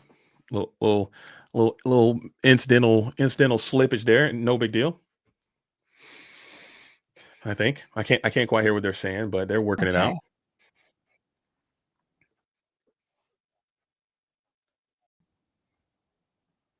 Okay. Got yeah. Yeah, so it is confirmed that there's just like an accidental card slip off the top, maybe some new sleeves or something like that, and they're just sorting it out, making sure that everyone's on the up and up. I'm sure no one is doing some malfeasance out here, no cheating or anything of that sort. There we go. And it looks like we're gonna put that at the top and then shuffle the deck. Obviously the judge made that call so that we can progress this game without any issues. I like it. They were very quick on that. Shout out to the judge and the crew over there watching everything, like very observant. As then we'll go ahead and trade down on the Pete. It looks like it's Pete is going to go Pete or is he going to Quest? I think at this point you Quest, right? You just keep putting that pressure on. Maybe unless they have, it depends on what the hand is. Maybe they have more actions they want to disrupt or something. Looks like they might be thinking. Looks like they are trading. Yeah, just get it out of there. Take the 1-for-1. You still have a powerful Chernobog in play. You got that goat in play. Goat can take somebody out or continue to quest and get some more value when he finds his way to the discard. You're like I said, you're in a down bad spot, but you're not as down as you would like to believe, as Cobra just comes to the play and you're just not going to trigger. You're not triggering that effect. You're just going to leave them up. So what does that tell you about that hand? Must be something really good in hand. That, or you don't want to get rid of that last card, right? I mean, every card matters right now when you're playing like that. And it looks like on the other side we got another giant Cobra coming in. Cobra action. Cobra on Cobra violence. And we are going to use the effect of Cobra this time, as we'll gain a quick 2, kicking out the Chernobog to declare the Cobra's effect and electing to pass. Those stats are just so monstrous. He's a beef boy, but you can quest with this goat if you felt so inclined, or maybe you're trying to salvage that goat for some bounce and catch up, as the Cobra is probably going to quest just like this Chernobog. Quest 1, pop the bog, grab one off the deck, and vibe magnificently. What are we going to play? What do we got here? I think it's time to quest, man. Get a quest in there. Fire the cannons on this Cobra. I just want to see some. I have forgotten that Cobra is an illusion at least 200 times, and the set just started. Do a random action on it. I have forgotten so many times already. And then I had a person. I'll watch the person sing strength for 1 on a Cobra, and the dude was like, "What are you talking about?" Oh, it's an illusion. So he's just out of there. So that's pretty cool. Yeah, he's gone. Yeah, so that's an interesting design, and you just forget. People don't remember all the time. And he's quite new.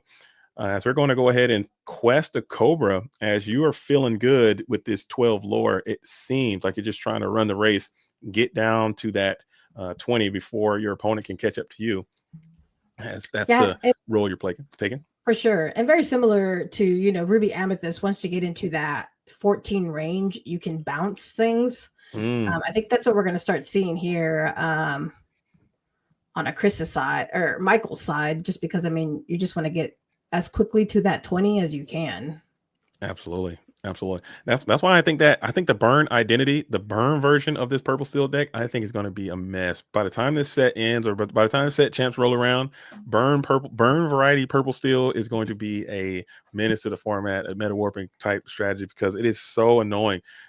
Just like you said, in the typical purple steel set 6 and before, you can get to 16, 15, 16, and the game just ends. Now it's around that 13, like this mark right here. If they got a nice healthy hand, and they can start gathering and start chromaconing and all these types of things, and they could just end it from 13, and it's just so obnoxious and kind of powerful. So that's something that people need to consider in this metagame as we're slowing down and get more control. These reach decks are going to be a little bit more impactful, I believe. Yep. And it looks like we're questing with our Fox and then playing a goat, getting up to 10 on Chris's side over here. So he's trying to reach that same threshold of just bouncing. So it's gonna be interesting. I wonder if we're gonna see the Cobra come back and discard again to get that 2 lore. And there he is. He's out. Yeah. Will you do it? And you will. You'll kick another Cobra. discard a Interesting Cobra. kick on the Cobra there. Yeah, for sure. I wonder if he has a SME or something. Oh, bouncing it look back at this. again. Oh man, That is insane. So maybe I wonder what the other card is. The other card's got to be some instant burn value as well, because if you kick the Cobra to bounce back the Cobra, that's just another Cobra that you could have gotten. That's almost inevitability right there, as you are still on your way. But granted, that's a card. That's a card each time that you have to do that. But still, this could just be a Cobra nightmare. We're getting Cobra on Cobra. Yeah. Ooh. See the power of Cobra in action, right? Look at that. And this is another card that when it was revealed in reveal season, everyone was like, "Oh my goodness, this card is really, really strong. It's really, really broken." And it's proving it's living up to its brokenness. It's early broken measures that everyone was talking about. As well, Quest for 2. This card's quite good, and I think it's broken and it's really, really strong, but it's not as busted and ridiculously strong as some of the other cards printed in this set.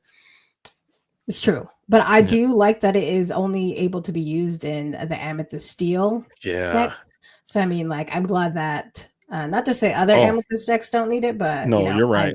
You can say it, please. Just say it. Just the boogeyman. The boogeyman does not get it. Say it with your whole chest. If that card had been just pure Amethyst, and then Ruby M can get this card, and they got Rabbit bouncing, and they just continue to refill their hand, it would get so obnoxious. Oh my goodness! All right. So now we got Rose and Fox on Chris's side over there. We know that Michael has that Cobra, so we're gonna see if he can finish this game out. Can he do it? And I wonder whose signature that is on there on that snake over there. And we do pop it, go up to 18, and then we're stared down.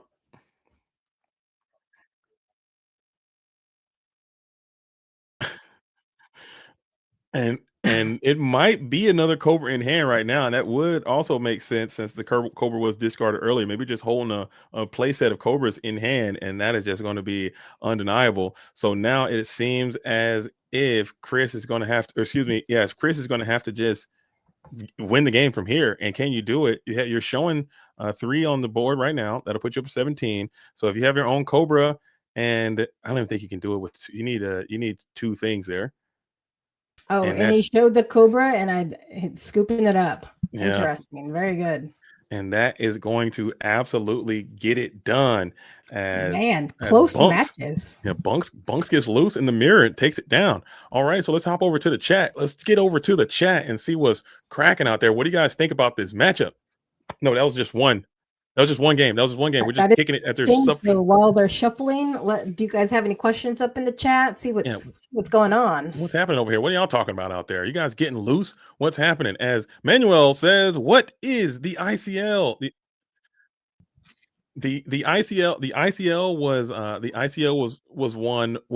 is a league that players play in, and from all over the world, all over the country, they show up and they play high level Lorcana action. Okay, and it takes place 3 times a week now: Monday, Wednesday, and Friday. And it is a great place to come and observe and to also learn how to play the game.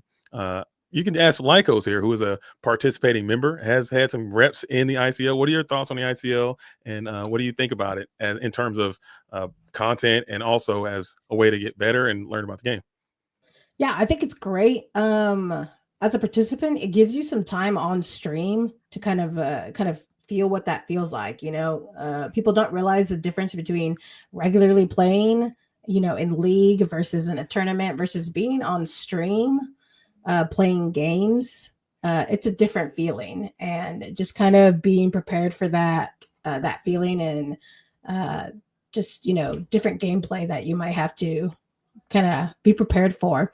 But absolutely, it's great that all of these teams are fantastic, and it's high level. So even if your league doesn't have even if you've played against the people in your league where you kind of know their mannerisms. Mm-hmm. It's players you've never met or that you don't get to play against often is such great experience. I mean, it's wonderful. Any tournaments that you can get to that put you against players that you don't typically play against is going to just up your gameplay. I mean, Oh, you just 100%. learn so much about yourself. You learn about your cards, your deck, other people's decks. I mean, it's a great experience. I definitely recommend it for anyone.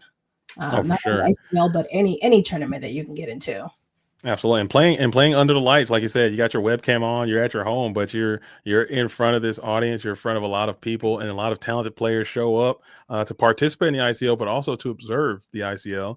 And maybe you might make a misplay, you can get criticized, but that's probably a good way to learn how to play under pressure, learn how to play in front of an audience, and it helps you become a better player. So I think it's a good thing. I'm so glad to be a part of it, and I'm so glad that everyone behind the scene is making this thing happen, because it's a true labor of love, true passion project to get this thing off the ground, and it has truly helped my life, and I enjoy it a lot, and I want to continue to be a part of this. So if you guys like the ICL, make sure you tune in every Monday, Wednesday, Friday. We're going to be out here and getting loose, getting active. We're going to be locking in. Xenulos is going to be locked in here in the ICL. Maybe we can get the Maelstrom unit to come out here and perform. We'll see. That's If we right. can get Xenulos back into the dojo. I'm sure he's going to come show us what's up. Okay. Xenulos has been putting in those reps, so I'm sure he's gonna bring the fire. Okay. That's gonna be tough. That's a tough out. That's gonna be a long day. Whenever whoever matches up with the Maelstrom, but anything can happen in the ICL between these lines. So we'll see how it is as we're going into this game number 2.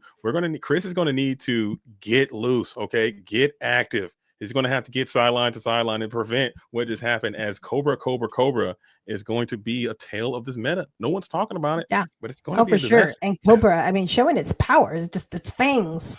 Yeah.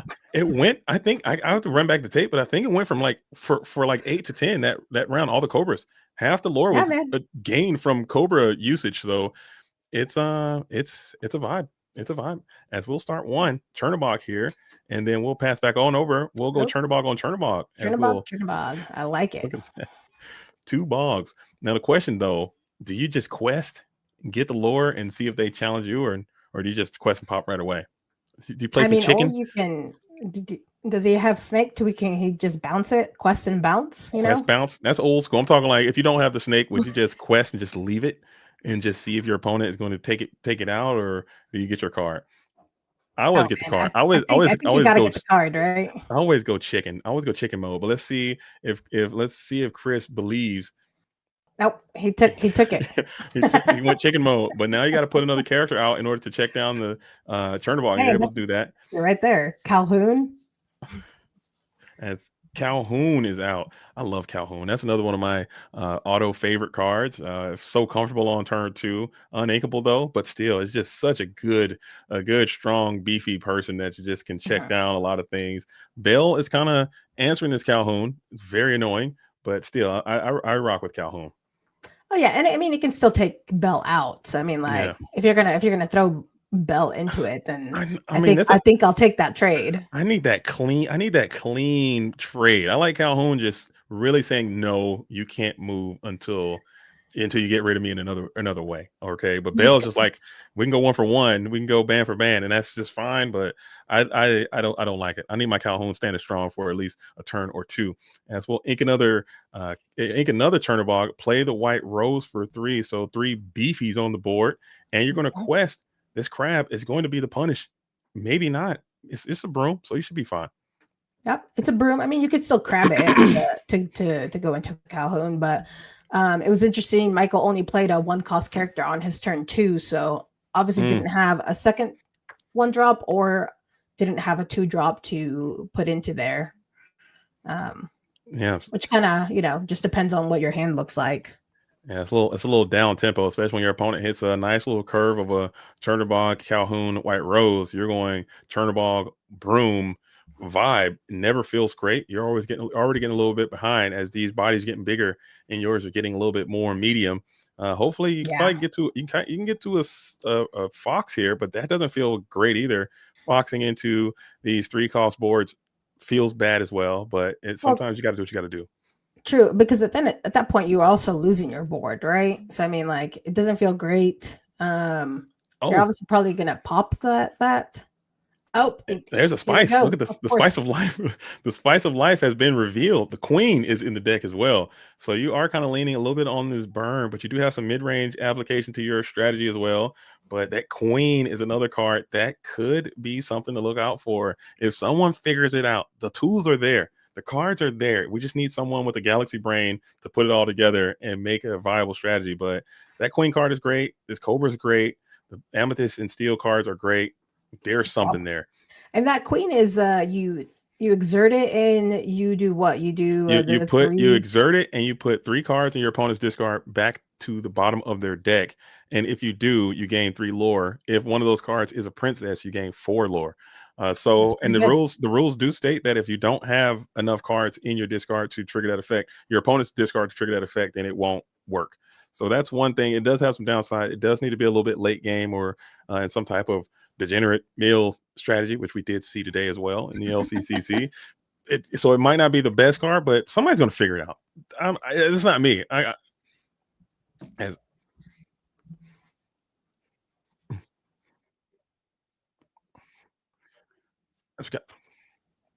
As we got 4 in hand. Oh, that's a great point. Production just saying you can just hit some cards, and there is very little graveyard manipulation that is playable. So getting rid of that pirate's life, getting rid of these items, getting rid of the Lilo sometimes, just putting it back to the bottom of the deck. You might not get the lore if you don't do 3, but you still can exert and activate that ability. So it can just come up. disrupt someone's plan of using that discard pile and use it against them.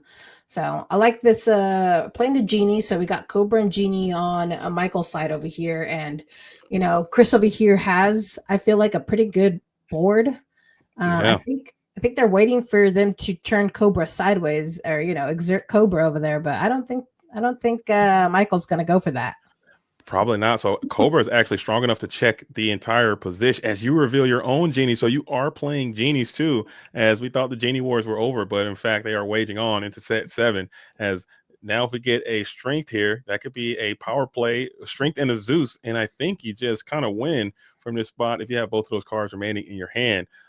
So this could you can sing both of those with absolutely your White Rose and your Rabbit. So I mean, you could just clear that board on the other side and Chris can take over this game very quickly. And let's see if they can get to it or what they're going to do. That's the question. And if not, their board just might get frozen here. And no, you're going to say, you don't got it. I'm questing. Even the Rabbit, everyone's going all start in. running I like running that. to the finish line. I think that's my problem when I play. I think I'm a little too passive. I think getting aggressive might be the way sometimes and forcing your opponent to engage with me, as this Giant Cobra is going to get a plus on one of these characters, maybe that Calhoun. If you have a Bell in your deck, I'm not sure if Bunks is playing Bell, but if you were, that'll be a super good Bell right now. I mean, I've seen some good Bells, but that'll be a pretty good Bell if you can take something down with the Giant Cobra, then play the Bell on 5, and then send out another card. Tell me which Bell are you talking about? I'm talking Bell, the accomplished mystic, the one that moves damage. Okay, yeah, okay. The 5-drop remove 3 and put it onto your opponent, so you can like clear the Calhoun, hit the Bell, and pop the Rabbit or pop the Rose. And yes, is it damage counters or remove damage? And it's remove damage. Okay, so not damage counters. So it's going to be, so we are going to go ahead and take down 2 characters either way, putting 3 onto the Giant Cobra and also 2 onto the Fox. And then we will ink the Benja play 2. Okay, so now you've taken over this board quite handily, as Snake is going to bounce the Giant Cobra again. Back. Oh man, and we know what Cobra in the hand can do, so that's going to be interesting. We saw it happen last time, and I guarantee you, Chris is like, "Oh, here we go again, not this." Yeah, he probably has a little bit of PTSD from that because I do, and it wasn't even me. We're not even playing; we're just kind of sitting here. That's tough. Yeah, so we've got another Cobra to deal with. For him. I think Cobra and Genie are both back at hand, so Genie can be deployed, gain another card to discard with the Cobra, and ouch. Feeling pretty good. Are we not? Okay. Is he just taking his time to see what he's going to play next? I think he's just trying to figure out. Probably. Yeah, he's trying to. What Michael has. Yeah, I think Chris is trying to piece together this spot. We're just going to quest and continue to try to race. So let's see what he plays here. He has 6 ink available. So we're going to get the white rose, keep on moving. Oh, we're going to do double rose. Okay. Okay. So Just get all the roses on the board. this is actually looking rather promising, as Yeah. you got Like rose, a rose, bouquet. rose. He's This- showing him a bouquet. bouquet of roses for Valentine's Day, late Yeah. Valentine's Day, Late Valentine's Day. maybe it's your anniversary or something. I don't know. You got your Yeah. roses St. up. Patty's is right around the corner, right? Mm-hmm. And that is a lot, actually. That's quite a bit of pressure too, and they all are sitting with those mighty 3s, and that might kind of freeze the board a little bit. It looks like you're moving 2. I think you might have to just go ahead and send this Cobra back out just to contest a little bit more, and get that lore. I can't see how many cards are here. I think Genie just might be a bit too slow, honestly. I don't know. You might have to sing a song or something. You got to do something here. This is a critical turn. If he has a song, he can definitely sing it with Fox. If he has strength or anything. But I mean, at this point, you don't have 3 characters on the board. So unless, I mean, you're going to have to put something out there, right? Yeah, to at least get the rose. If you want to get Genie, you'll need another one. All right, so we are going to go Cobra mode here. Cobra kicked the Doc gang 2. So Cobra will be able to fight for the board a little bit next turn. You can also send this snake in on a mission. But now it's going to be up to Chris. Chris for sure has got to have a song here that next turn. So Pete would actually been quite nice to kind of protect something and also kind of trade back in too. But it looks like you're not going to have it. And you're going to ink the goat. What are we going to do? Okay. Play the bog. Okay. And then the Doc discard your empty hand and draw 2. That's pretty good. That's pretty good. I mean, I'm not mad at that at all. If I see somewhere we got Docs already in the chat, I bet the Docs are going to be flowing in here soon as the Doc has hit the board, doing his thing, adding 2 to the hand. And just like that, your board kind of got quite wide, and now you're sitting at 10, and you can kind of get aggressive that next turn. So if you exert everything, you can go. You still have to get through that evasive Genie, but you can get through the roses pretty much one for one. If you're Michael, though, you can just exert for 5, right? On his side, that's already 15, and we know if he has Cobra in his hand, that's 17. Oh, or maybe some bounce as well. Yeah, we'll see. As that Doc did just generate 2 cards, but you got to figure something out. Let's see what Chris does. If you don't have it, you're gonna have to clear. You got to clear a sizable amount because Josh. Excuse me. Chris does have those. That's a place to end. You got the Pete. Okay, so that's my bitch be GG. So you can reach a lot, but I don't think you can go all the way from 10 to 20 in one turn. It's possible. You are, like you said, you are showing 5 on the board right now. Can you get 5 with 3 cards? I just don't think that's a possibility. I guess quest, and then go to 15. Bounce Cobra. Play the Cobra. I don't know if you're playing Gathering or anything. I guess I can look at the deck. Well, let's keep it a surprise, though, right? Oh, no, yeah, you're right. Well, you can't even do that because Pete's in play anyway, so you can't do any actions. Yeah, that's right. No songs, and I don't even think you can 6 ink. Clear enough. Yeah. So we did get the quest and pop. We'll quest for 1. We'll quest for 2, 3, 4. That gives you that 15 that we talked about. Now you got to figure out how to get 5 more. With 6 ink, I just don't see it. I'm going to be super impressed if he gets this. It's going to be amazing. You're going to have to, if you had more ink, I would be worried because you can't even let Goat bounce. You can't Cobra bounce unless you play Cobra. Double Cobra. That gets you to 19, right? You can't even do it. I guess you could, huh? You can go to, you can't do it. So you're just going to go ahead and scoop it up here and get on back into the all important game number 3. Game number 3. Intense. Purple Steel Mirror. Oh man, I love to see it. I love it. All right, we got some ETB. We'll see if Chris can win this on the draw because so far the winner has been on the play, which I think is very important to know. And that might be a way that this Purple Steel Mirror is going to be. I think it's going to be very play draw dependent. I think it's going to be who gets the reach the most, who gets the bounce the most. And that's kind of a game I don't really like to play. I like to have a chance, give me a chance. Let me do my thing and not just, Oh, I didn't get it. You got it. Oh, you got it. I didn't get it. It's not for me, but I think in the other matchups, I think it's going to be a little bit more volatile and more decisions might have to get made. As we check the chat, we got some ETB out in the chat. Pandemonium Heart, who we just saw from round number 1. Joseph Quigley got to the dub, trying to cheer on the teammates, sending that energy on into Chris, see if they can continue the momentum. But Bunks is going to do everything that they can to prevent that from happening. And who do you guys think is going to win? Let's hear from the chat out there in the Quest world. Who's the winner? Who's the winner? Do we got the little what do they call those? The channel points. I love doing that channel points thing. You know, the little gamble thing, or who's going to win? Prediction. Who is prediction? That's what we won't call it gambling. We'll call it a prediction winner. Who is going to win? Let's see. As man, it's important. This is tough. Tight spot. Everything, it all comes down to this. There is another round happening after this. That is another round. All right. And I think Habibi is coming up. Habibi, me? Items? No, I would never. I want to see what Habibi is playing. I can't wait to tune in. If Habibi's not playing Amber Steel, I'm going to be a little bit disappointed. I think Amber Steel might have taken a step back, but people are figuring out that deck is still quite good, even in set 7. They added some new cards in, and it's going to be a great show still. Yeah, it's true. It's true. We'll see if he stays.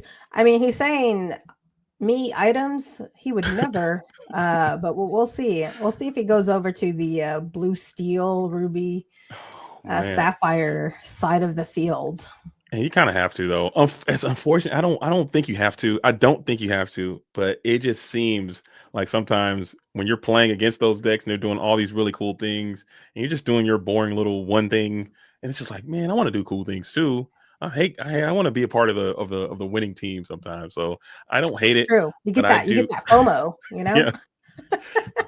When I'm getting clapped up, I want to be like, all right, let me get a part of this. Let me get a piece of this too. Yeah. I don't know. I want it. You know, sometimes you want to clap someone too. Yeah, I don't want to be the one who gets clapped. I want to be the clapper, not the clappy. Yeah, let me get my squabbles up too. Let me tum a toe and put out a free dime every now and then. Yeah, I got it too. I got it too. You know the vibes, man. I'm not trying to sit here and deal with that all the time, but it is what it is. So I understand, but sitting there playing the same matches over and over again. That's why I do enjoy the LCCC, and I also enjoy the ICL. Is that people are going to try new things, and it's not just random people trying random things. It's really good players trying things that they think are really good. And sometimes it might be unorthodox and out of the box, but sometimes it works. And sometimes you might generate some really cool ideas. And that's how you continue to grow and build on that type of stuff. So hopefully that continues to happen and people continue to try new things and be unique and different just for the vibes, instead of just resting on your laurels and doing the same thing that you've always done. As we got another kick out there. Boom, and we're back. Okay, and this time we're starting out with Diablo. So we've started out with all 3 different amethyst cards, right? Burn, Chernobog to Diablo. We've seen them all. That. Running the whole 1-drop gauntlet as we ink the Diablo and play the Chernobog that time.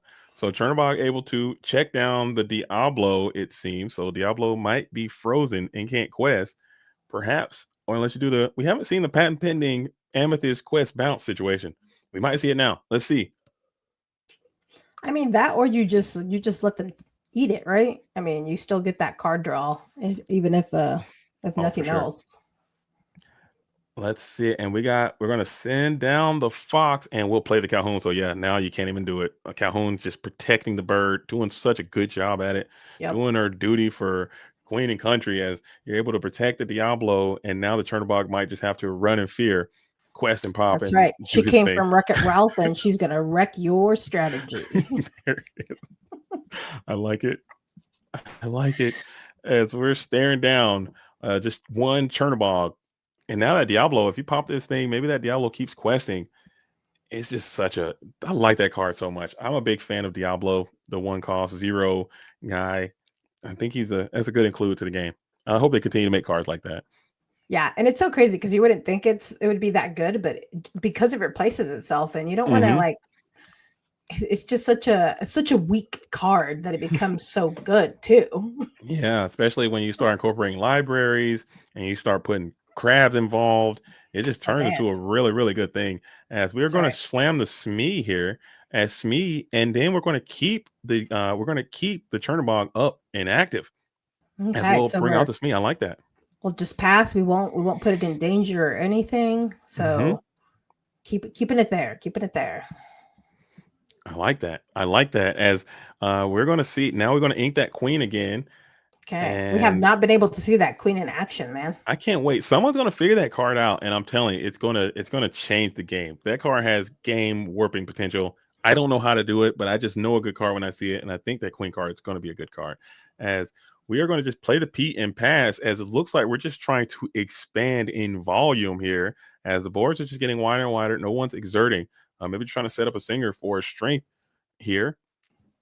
Yeah. Perhaps. But there are going to be no songs for Chris this turn. And look at that. We're just going to Pete and no songs for Michael next turn. I like it. It's like a stalemate, just staring each other down. In true mirror fashion, we'll just go ahead and put a Pete onto a Pete after the Pete, and then we'll pass. And both players not exerting. Let's see it. Maybe there's another Pete. You play it here because whoever gets to sing their song first is probably going to win. Oh yeah. Let's see. Production is production just letting us know that playing Pete's it's good, but just know when to play them. Just got to know when to play them. Absolutely. And Chris did a fantastic job of of stopping Michael from getting his song off. Oh man. Okay, you guys can't hear production. Okay, that's in the booth right there. Shout out to Luke again behind the scenes making all this happen. Guys, look at this overlay. Look at these graphics. You guys don't know. Man, okay, look at the upgrades that have gone on here. That's all Luke right there. It looks really clean and crisp, and just everything is going off without a hitch, man. It's a whole team effort, and the ICL staff is kind of holding it down, man. So you guys really make sure you hit the follow button if you haven't done so already. If you like the ICL, if you like playing Lorcana or seeing competitive Lorcana, this is going to be the premier spot to do that. So make sure you're tuned in and don't miss an episode, and make sure you follow the program and get there, as Pete is going to go ahead and quest. That's right. We're going to quest with the Pete. We did see Michael ink that strength. So wasn't able to play the strength. Did play his genie. So he got a card draw. So we're going to see what Chris does now on his turn, now that he can play songs. And let's see what you got. I'm sure you got a ballot. We inked the Cobra. We'll play the genie. And now do we got a strength to sing it? Strength will be nice. Oh, man. And you have it. There it is. Man, that's so rough. That is a good use of a strength. You're able to pop the genie. You're able to trade up the Smee, and you're still leaving that Chernobog up. And I think that's some good discipline, it seems, because without that Chernobog there, you wouldn't have been able to get that strength off of that much damage. So that's pretty cool. So that was it's really a small cool. decisions at the beginning that kind of affect your game. Moving into that mid game and late game is very important. Oh, and just like that, we get the crab. He's going to do his thing with the Diablo, as you're able to trade fancily into this Pete and leave the Calhoun up and active. And you'll be able to, you still got that Genie though. So Genie's being up and active, doing his thing, as we'll go double one drop here to just try to get the bang the drum on that tempo a little bit. Holding on to 5. And let's see if we exert this Calhoun. I think it's time to start questing this Calhoun, but you got to worry about enemy crab too. So it's a lot to think about. These spots are tough. Yeah, this is rough. Does he do it? And he does. there you go. There we go. Getting on the board. Continuously getting on the board. And look at that Chernobog follow. That thing has been on the board for so long. I don't think I've ever seen a Chernobog just last this long. And let's see if we're going to get this thing cashed in finally, as the Rusty Rabbit is going to come on down. Merlin Rabbit grabs another card from the top of the deck, and Genie appears to be able to quest freely. Yep. And I think we're finally gonna pop this followers. About time. He's done such a good job. His job, right? Good job, Chernobog. You did great, man. Great work. You did so good. As He's just following the rest of his cards into the discard. He did such a good job, Turnabog. As we'll go ahead and use the genie who is going to sing Along Came Zeus. So Zeus What if we popping take out? Calhoun here. I'm hitting that Calhoun all the time. Or taking Calhoun or taking Merlin? Calhoun's got to go. I think Calhoun. If I'm a Zeus anybody, it's probably gonna be the Calhoun. Taking the Merlin. Look at that. That And way you it doesn't get that extra strength on Okay. those Diablos. I can respect that. I can respect that, especially with a bounce too. But right now, I think your own. Maybe I don't even think you sing it. I think you wait for a better opportunity and just quest with that genie while you can, because there's nothing touching this genie. But now, if they get a way to get another character in and get a strength on your genie, he got 0 lore, man, and that's just seems like a waste of an opportunity there. As you are going to get this broom going. I think it's gonna get the broom. What are we playing now? The goat. Goat? Okay. Judge. Judge. I'm kidding. Okay. What do we do there? What do we do, JDZ? Judge. I'm calling the judge. I'm pointing. I'm calling. Okay, enough of that. Okay, we're beyond that. We moved past that. I love these very aggressive quests. I like I was that. just thinking that. I'm just like, man, he really wants to quest. I love. I'm gonna start doing that. That's gotta feel so good to really just slam those things home sometimes. Really send a message. I like that. I like the I tenacity. wonder if on it those has like quests. the flap sound, you know, Just like when you. Oh yeah, for sure, like- for sure. Yeah. There it is. There it Yeah, is. like I showed you. As we will Quest. we will deploy another Pete. So Pete on Pete, and now you will go ahead and get a strength for 3. And now we take out goat. We're going after the goat. Okay. Right. We're just saying, you know what, Calhoun, you can keep questing. You can keep Look at questing that. away. As well, bounce a rabbit back, get a little bit more draw, but you got to start getting after some lore there. If you're Chris, you're trying to control this board, but you're kind of losing this lore race here, and you got to start getting active onto the totals there. 3 versus 8. I mean, you saw what happened last time. You got to start getting loose, and it looks for sure. I think also you kind of want to control the board as much. I mean, now that there's only a Chernobog and a Diablo and a Calhoun, the minute he turns, Calhoun to quest, it's gonna go bye-bye. It's gone. Yeah. So I really do like Chris's spot though, unless some shenanigans can happen. And maybe it's me. That's another weakness I have in my game. I have such a long-term memory, I guess. Instead of you need a short-term memory to forget bad things quickly and move on. But me, I just remember every bad thing that happened to me. I'm like, I'm never letting that happen again. And I'm just going to play into something worse, trying to prevent something that happened to me before from happening. And having my opponent just run away with the game with 10 billion cobras, I'm like, there's no chance. I'm gonna start questing. I'm trying to get there before you, I think. And you're like, I'm turning everything. I don't care.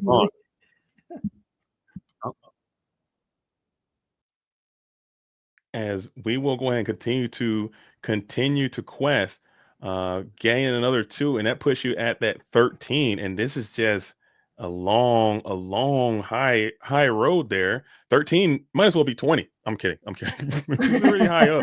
Anything after 13, I'm starting to sweat, man, because this deck can really pile it on super quick. But your board is quite established now.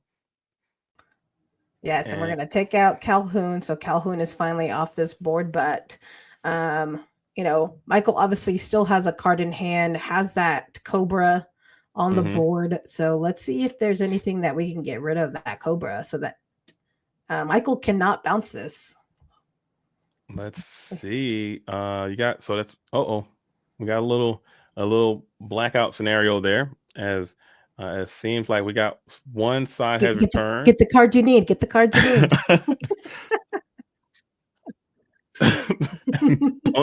and Bunk is back and didn't have to get switched around that time, which is pretty neat. As we're going to go ahead and continue on. It looks the players just waving at us. I like it. They're saying they're having some fun too. And we'll go ahead and deploy the magical broom. So board is quite wide, and Jeannie will finally get a quest in, going up to 5. And your spot's looking great. You got a nice sizable board. Your hand is, I think you have at least 2 or 3 cards in your hand. You have 2 characters on the board representing some more draw. So your spot is looking great. You just need to figure out a way to just not lose out of nowhere like you did in game number 1 and hope for the best. As we're going to pass it back on over, it looks like How many cards are in hand there? I can't quite tell. It looks like you got 2 in hand, like maybe 3. 2. Yeah, I think we got 2. Looks 2 like in we're hand, and there is deserting. the Fox. So you do got some more Cobra games that you're playing here. Cobra is back in hand again, and I'm certain that Chris has got to be like, man, this is not even cool, man. I'm not feeling it. As you got representing 3 lore on board with a Cobra looming, and you're still sitting at 5, which is a long way to go. 2 ready characters in play. So this could be, you need some songs here. You need to get a Oh series yeah. of ballots, put those things together, and hope that's going to be good enough. As no. Ooh, looks like a So repeat of let's see. game number 1.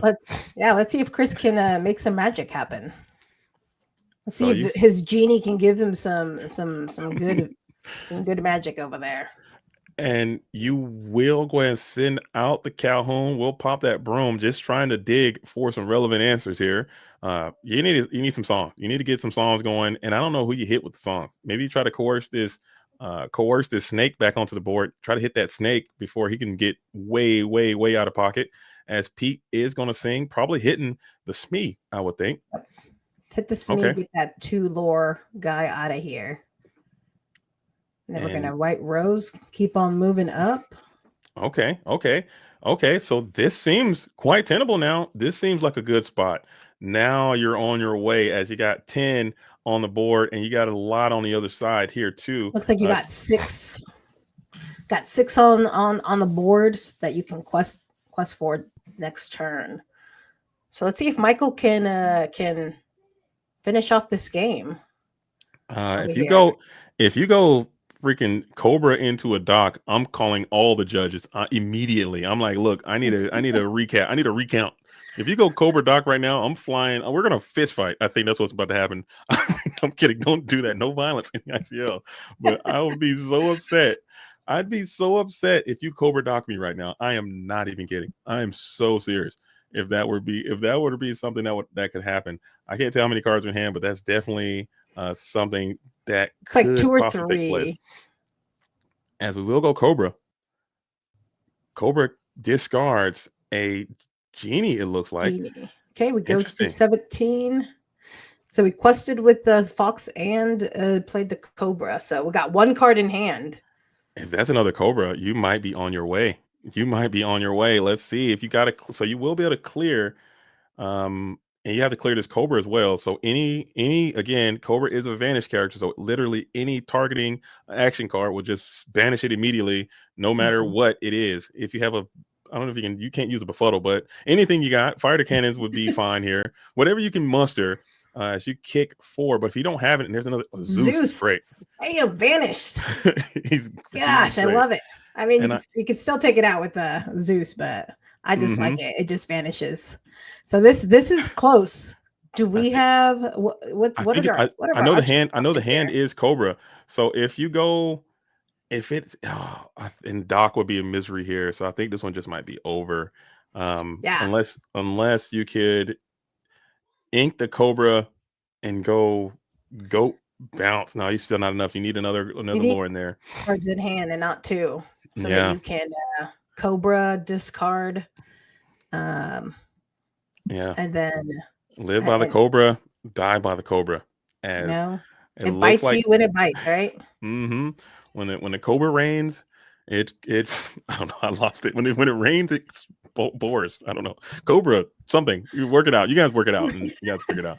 And it's going to be Diablo in hand, and it shows it. So looks like Chris does take it. His control of the board, although was a bit slow, did serve him well in the end. Absolutely. Okay. Jeez. Yeah. There's what I needed last turn. Yeah. To bounce the Fox to guarantee the non-kill. The match is so tight. It's fine. Like, geez. Oh my gosh. There it is. Hey, we're here now. Greetings. Greetings. Yo. ETB versus the Inknights. I love that match. I love this Amethyst Steel mirror. We were talking about it. You guys both played it incredibly well. We enjoyed it a lot. Chris, congratulations for getting your dub in this all important game number 2 to force this game number. No, you guys are up 2-0 now, so that's very impressive. Yeah. Can you just talk about? I like to ask when people come to the IC, what is it about Amethyst Steel? What does it mean to you? Why did you bring that deck to this format? And what do you think about the Amethyst Steel strategy or Amethyst in general going into this set 7 metagame? For sure. Thank you very much. For everyone that's heard this a million times, I'm just a degenerate mid-range player, and I like to play whatever I feel like is the best mid-range deck. And I still feel like kind of Amethyst Steel. Okay.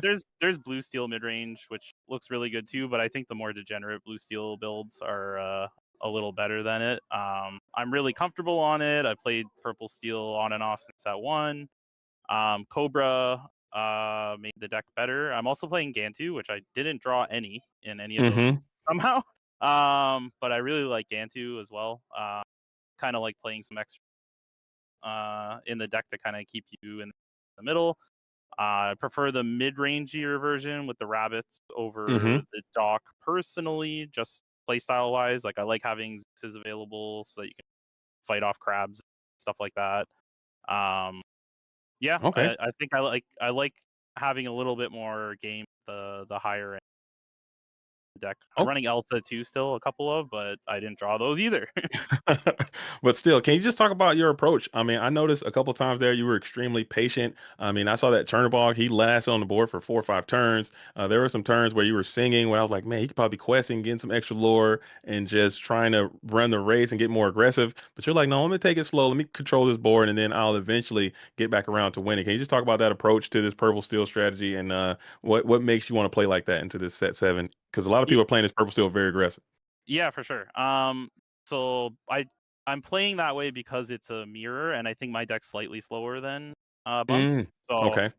on top of that, I had strength in my hand, and I knew my plan was to go 1-drop, 2-drop, Pete, and then I can sing strength with my Pete on his genie when he played it on 4. Once I played my genie 4, so if I cashed in my 1-drop at any point, I wouldn't be able to deal 4 damage to the genie after his 4 play.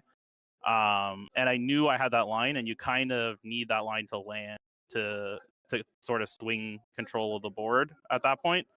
So I had to be really patient on the 1-drop, because if at any point I didn't have that there, I think I actually probably lose that game. Absolutely. That was very well played. I think you negotiated that quite well. Lycos, what did you see? What did you see? What you got any questions for Chris, or what did you see there in that game number 1 regarding the ETB Chris victory here? I think Chris, by the way, congratulations. You did fantastic. I really love that both of you guys won the games that you guys were on the play. So Chris, just tell me, going into that game 3, like what was your mindset into that game? Like, because obviously you know how to win on the play, but you know, winning on the draw becomes a little difficult against the mirror. Yeah, it's a little tricky. So you're trying to mull for Calhoun ideally on 2, Pete on 3, and then either Genie or Gantu on 4. And like if you have a strength, the Genie's fine. If you don't, the Gantu's better. But like you kind of need to hit that line. Luckily, I had a couple of those cards. I didn't have the Calhoun, but I had a me, which is good enough to fill in. Like it's gonna accomplish at the end of the day. And like you have that turn kind of 4, turn 5 play line where like that's where you kind of swing the game, and then slowly start to take over the board because you're playing the bigger stuff that has slightly more value later in the game, and you just have to make sure that you look at the math and don't let them get to 20 before you're able to do it.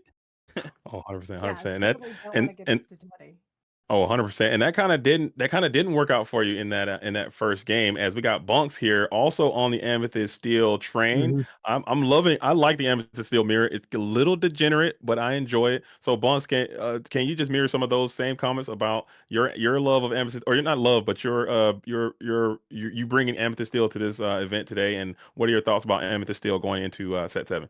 I like it. It feels very. It does purple things, which is genuinely ends up being pretty sacky. With like goats off the top, the cobras, stuff like that. I've just fallen in love with the bounce engine because traditionally I played Amethyst Emerald since set 1. Ugh. And now here we are the first time where that deck is not even playable. So I had to essentially jump ship, find a new deck, and Purple Steel was something that I could just throw together. And honestly, it feels great. Absolutely. As a deck, you've got a Okay. lot of Okay. different options to go with. And we saw in that first game specifically, you had those Cobras and they were absolutely going. I believe they went for maybe 8, maybe 10 lore. Can you just talk about that card and the impact that it has in this Amethyst Steel strategy? And what are your thoughts on that Cobra, the giant snake? I think Cobra is absolutely nuts. Its stat line is insane for an inkable 3-drop. The fact that Hmm. it turns any card in your hand gives it the text discard this to gain 2 lore, which is fantastic. And then honestly, I've observed in playing, especially in the mirror, if losing a Zeus or a strength to just kill a Cobra feels bad half the time. Hmm. But sometimes it's necessary. So just in other matchups, sometimes the Cobra can stick around for far longer than it probably should. Just because they would like to waste the removal on maybe something else, like a genie or a goat. Hmm. Yeah, and we saw that too. As Cobra is able, that 4/4 stat line, it can go a long way. Cobra clearing a Calhoun and living to tail and being bounced and being redeployed. The thing just turns to an absolute menace, and no one's really playing actions that can't target that aren't strength or Zeus anyway. So the downside seems like it's not really there, and the upside seems all the way up. So I quite enjoy that card too, and I thought you deployed it very well. Even though you didn't get to the absolute dub, I think you played it as well as you could, given the cards that you Yeah. had, and we all enjoyed the show. But like, coach, you have anything you want to ask to BD Bunks out here for round number 2? For sure. Just one last question on my part. Have you played against the Blue Steel or Ruby Sapphire decks Mm. to kind of give the audience an idea of how Amethyst Steel kind of lines up against them? So I have not had the chance to play into Blue Steel yet. My resident Blue Steel players on the team have been, one of them's been sick and the other one's been working a lot lately. But I've played against another friend. He plays Red Blue Shark, so basically DKP. And I will say Purple Steel does Amethyst Steel does not feel good into like a DKP shark centric list. They just kind of Mm. eat you for dinner. And they're able to really easily pirates loop you because you can't do what you want to do, which is turn sideways. Or you Gotcha. have to go so fast that you hit 10, 11, 12, 15 lore before they even drop that first shark, or you need to have a way to kill it, which is the really difficult thing. Have it tested into a more item-centric build like we've seen here lately yet, but I imagine it probably fares a little bit better with shark taken out of the equation.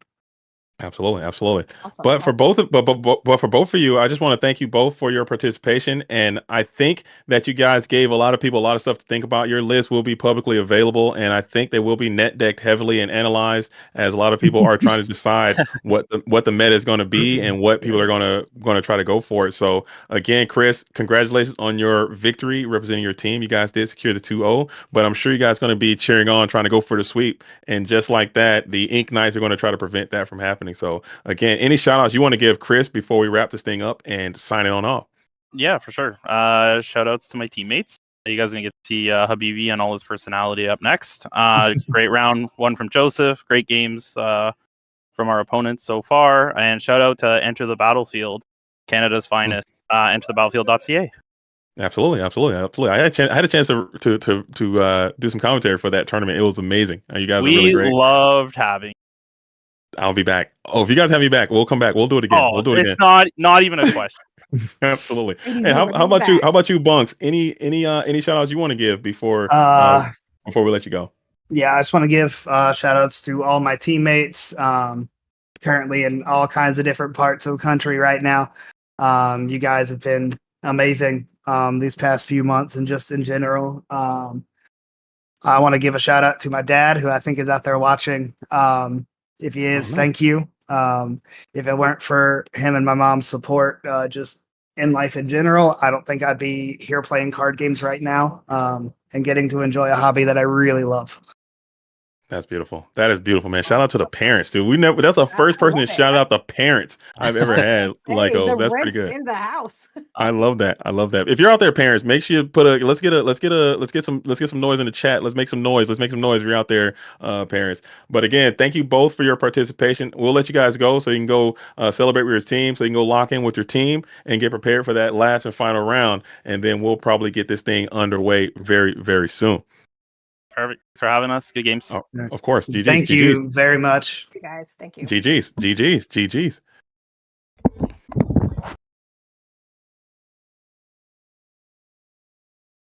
Okay. So we're getting back into it, and that was great. It was a great Lycos. That was lots of fun. It's always so much fun, and I love getting a chance to do this with a lot of different people and meeting you and hearing what you have to say. I thought it was lots of fun. You had some great insight. I learned a lot just being beside you, and I thought that was really incredible. But any shout outs you want to give for the Sunflower Illumineers before we have to say our dues, because we got Katie and Sisu in the wings waiting to get active right now. Yeah, for sure. First off, I want to say thank you to you, a great partner here on this round. So I appreciate it.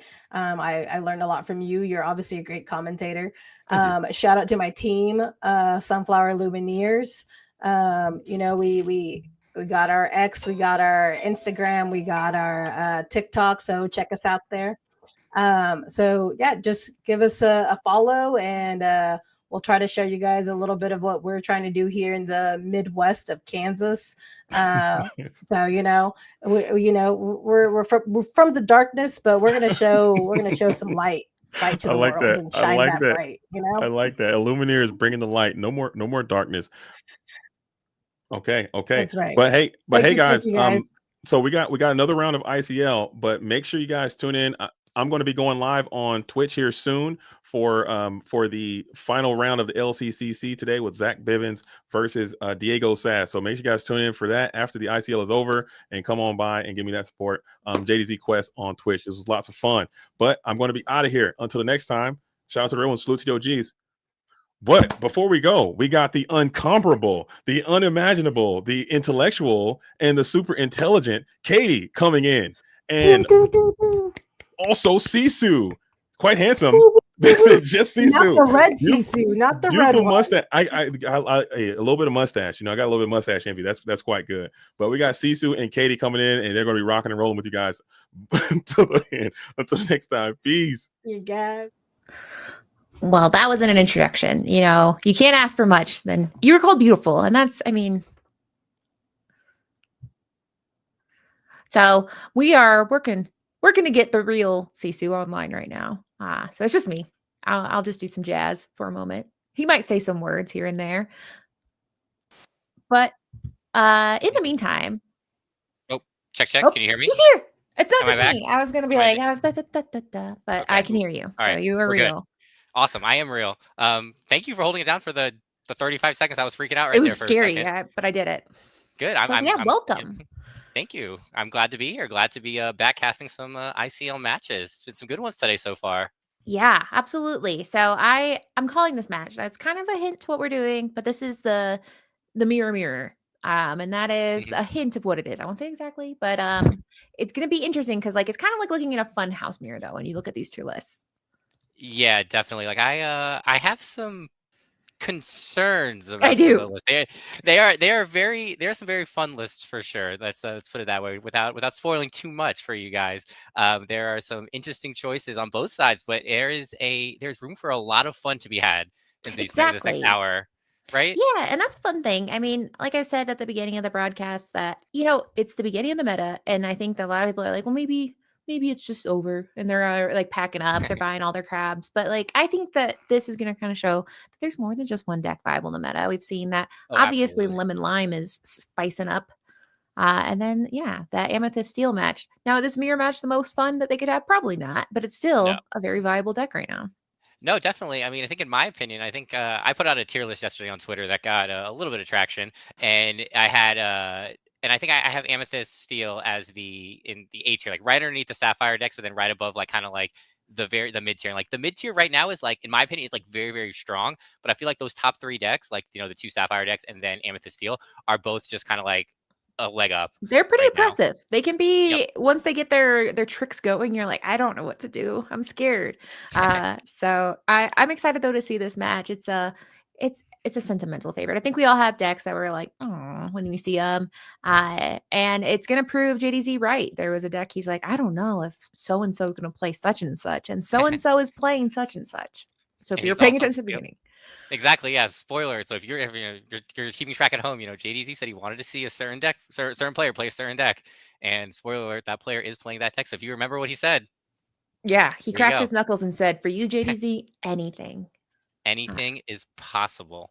So this Um, is round 3. So a little bit of recap. So our first round, that was the lemon lime versus lemon lime. I'm just so cool. We had amber emerald versus ruby sapphire, and in that case, it was the ruby sapphire that came up with a win, right? Other way. Well, yep, it I was- just was so shocked by it, I forgot it. Yep, it was Pandemonium Heart won that one 2-1 on the Amber Emerald, kind of aggro-y, mid-range, tempo-y. I think Dogs. dogs, yeah. Yeah, dogs and animals. Dogs and cows singing songs. Yeah, it's a barnyard treat. So yeah, that is exciting. I know Luke was very excited because that has been a deck that he sponsored basically. He was in a video saying, "Do it, play this deck," and apparently Pandemonium listened. Yeah, exactly. Yeah, and then in the second match, we saw the Amethyst Steel Mirror, which was won by Chris. So that is a 2-0 in favor of ETB. So again, so they have technically won the set, but again, it's very important to get that 3-0 Exactly. just for standings. So will be interesting to see. So obviously, Luna from Inknights against Habibi, who I know a lot of people have been really excited to see here, and Luna does have the option of being on the play, which I believe I'm gonna assume they took that. Just out of my minimal Lorcana knowledge, I believe that they're gonna take that. There's some mad lads out there that are like, "No, I'm gonna go set," and I always like, "Oh, okay." Which I mean, I don't know, maybe makes them feel good. Someone did that to me at a set championship once. They're like, "You can go first." I'm like, "Oh, okay." You're like, Thank you. Now, I do appreciate Habibi is playing with what I would consider the most similar to post-it notes I've ever seen on a stream. It's truly remarkable. So he is shuffling, and then Luna, I'm excited. I wish I want to like show pickers and be like, this is what I'm excited about. But really, once you guys see that the first couple cards, you're gonna go, oh, and then later you're gonna see, oh, and I'm excited for the second oh. Because one deck has some things that I'm like, that I think will be good for this matchup, and then the other deck could be better because it's a little faster, I think. Yep. It's going to be interesting. It's going to be interesting to see how this shakes down, because I have, like, just looking at the two lists, like, one is more standard and then one is more interesting. It's just for lack of a better term. But there's just going to be interesting how, like, the back and forth goes. Exactly. So that's kind of what I want to see. Yeah. I'm definitely interested to see that. So Luna's just going to go ahead, and that is a Inking Anala? Nope. I made that up. That's a Cinderella, possibly, and playing Daisy Duck. Yep. Cinderella playing a Daisy. So now we got that color here, and then we got another Cinderella. Yep. So, I didn't see what Habibi inked, but Habibi obviously playing the one-drop Cinderella. So as you can see, it is a Amber Steel mirror match here. it So is. this should be quite interesting here. Yeah, and it's kind of fun because when we look at, they both have, good starts. I mean, at the end of the day, if you don't have your Cinderella, then, ooh, that doesn't feel good to go against an Not at Amber all. Steel song and be like, oh, okay, you got one of your characters. That's fine. And a pretty good character at that too. Exactly. A perfect one. It's teeing up for that next turn. Yep. So we do have Luna go ahead, triggered that Daisy, got the draw, but they said, you know what? I'm going to play a Smee while I'm at it. If you're going to do it, I'm going to do it. Oh yeah, and they're like, you're probably gonna have one coming out now. Oh, Inks the Smee. That could have been the one. It might have been the same one. Who knows? You never know. I always, when I see someone ink, I'm like, it's because you're going to play it. But no, this is the first spice. Yep, the first spice you see is the Troubadour. So for those of you that don't know, it's a new card, set 7, +1 resist, and then a Singer 4. So some decent little value there. Exactly. And I've heard the great debate, is he better than Ursula Vanessa? And I mean, as far as the name goes, no, because Ursula Vanessa is the best named card in the game. Naturally, yep. But I mean, he's got the resist. So I don't know. I mean, obviously, I don't know. I think it's like a hard debate. And I think I don't have a lot of skin in the game, so I'm like, I don't know. Yeah, as I was having a discussion with some people about it, and I was like, it's a grid card. It's basically the same stats essentially, like Yeah. like in a nutshell, as Ursula Vanessa, but you just kind of lose out on that Rapunzel value. So it kind of just like, which way do you want to go about it? Now, Luna just inked one of their cards that I was kind of interested to see, and that is the brand new Cinderella, which that's another set 4. Sorry, set 4. No, it's a 4 cost from the newest set. Mhm. And Yep. this one is when you play this character, you may put an item called the glass slipper in your discard and put it on the bottom of your deck to gain 3 lore. So it's a nice kind of lore boost there, but not today. We don't have the slipper. We don't have time for Cinderella, and we're just going to play John Smith. John Smith? Yep. John Silver. My John goodness. Silver. Yep, John Silver. I don't think it really matters what you target because you probably aren't. You're not bringing any. You're not challenging with either of those characters. No, And, these. But the big thing too about John Silver is being a captain, so Smee doesn't take damage either. That is something that I always, those secret captains where, they get in there. And when people are like, this Piglet a captain? I'm like, he's a poop pirate captain. It's in the name. It's in the name. It's exactly it's in the name. But John Silver, he's kind of low key. I haven't seen that movie, so I'm like, oh, it makes sense. He can be a captain. He's so many things. It's a good one. It's a good one for sure. My favorite captain is probably going to be the Gantu. I think the 5-drop. He's Captain Crankyhead.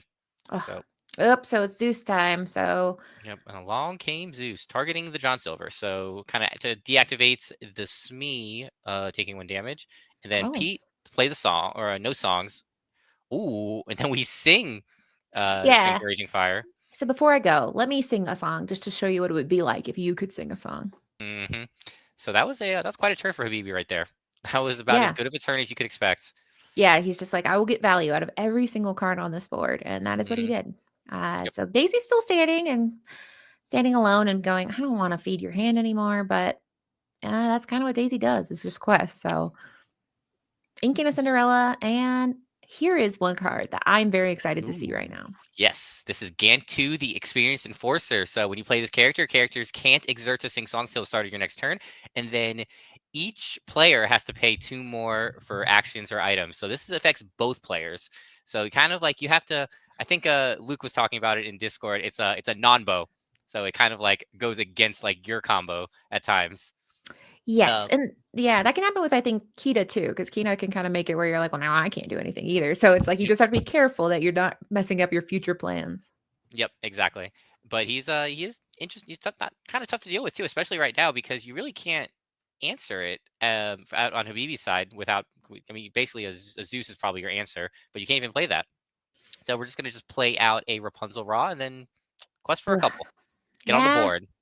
And Rapunzel, it never feels good to play a character like Rapunzel just with nothing to heal. But at the same time, she is a 1/5. So she's not going to be doing a ton of help with really much other than questing and being pretty durable.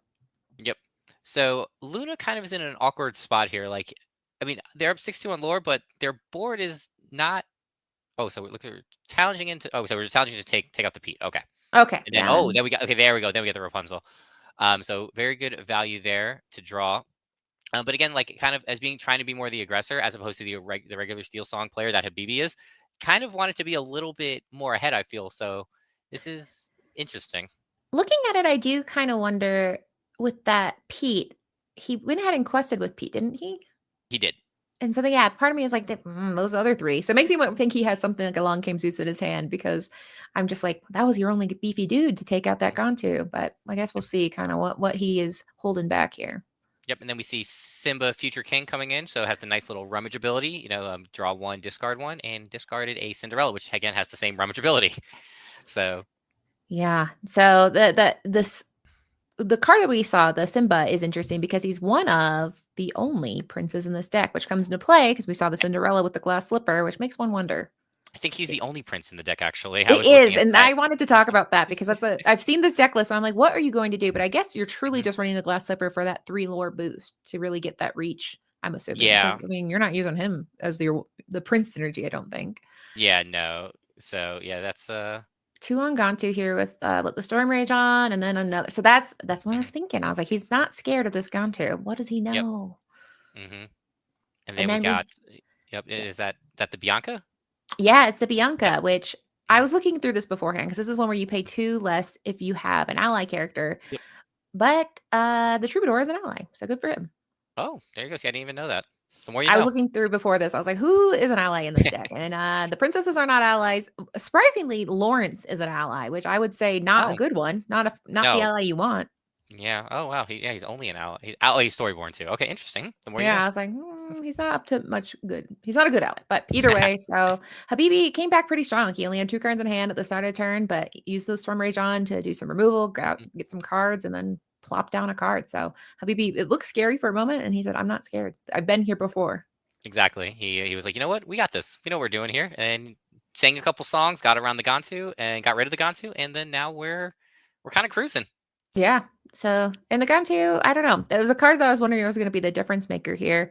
But I think it can be difficult, especially when you have so many removal cards. I mean, you do have to pay Yes. more, but these singers, when you have a song that only costs 2, not so hard. Yep. Yeah, definitely not. Especially when you with the standard Steel Song list that run 12 removal songs, like that just deal so much damage.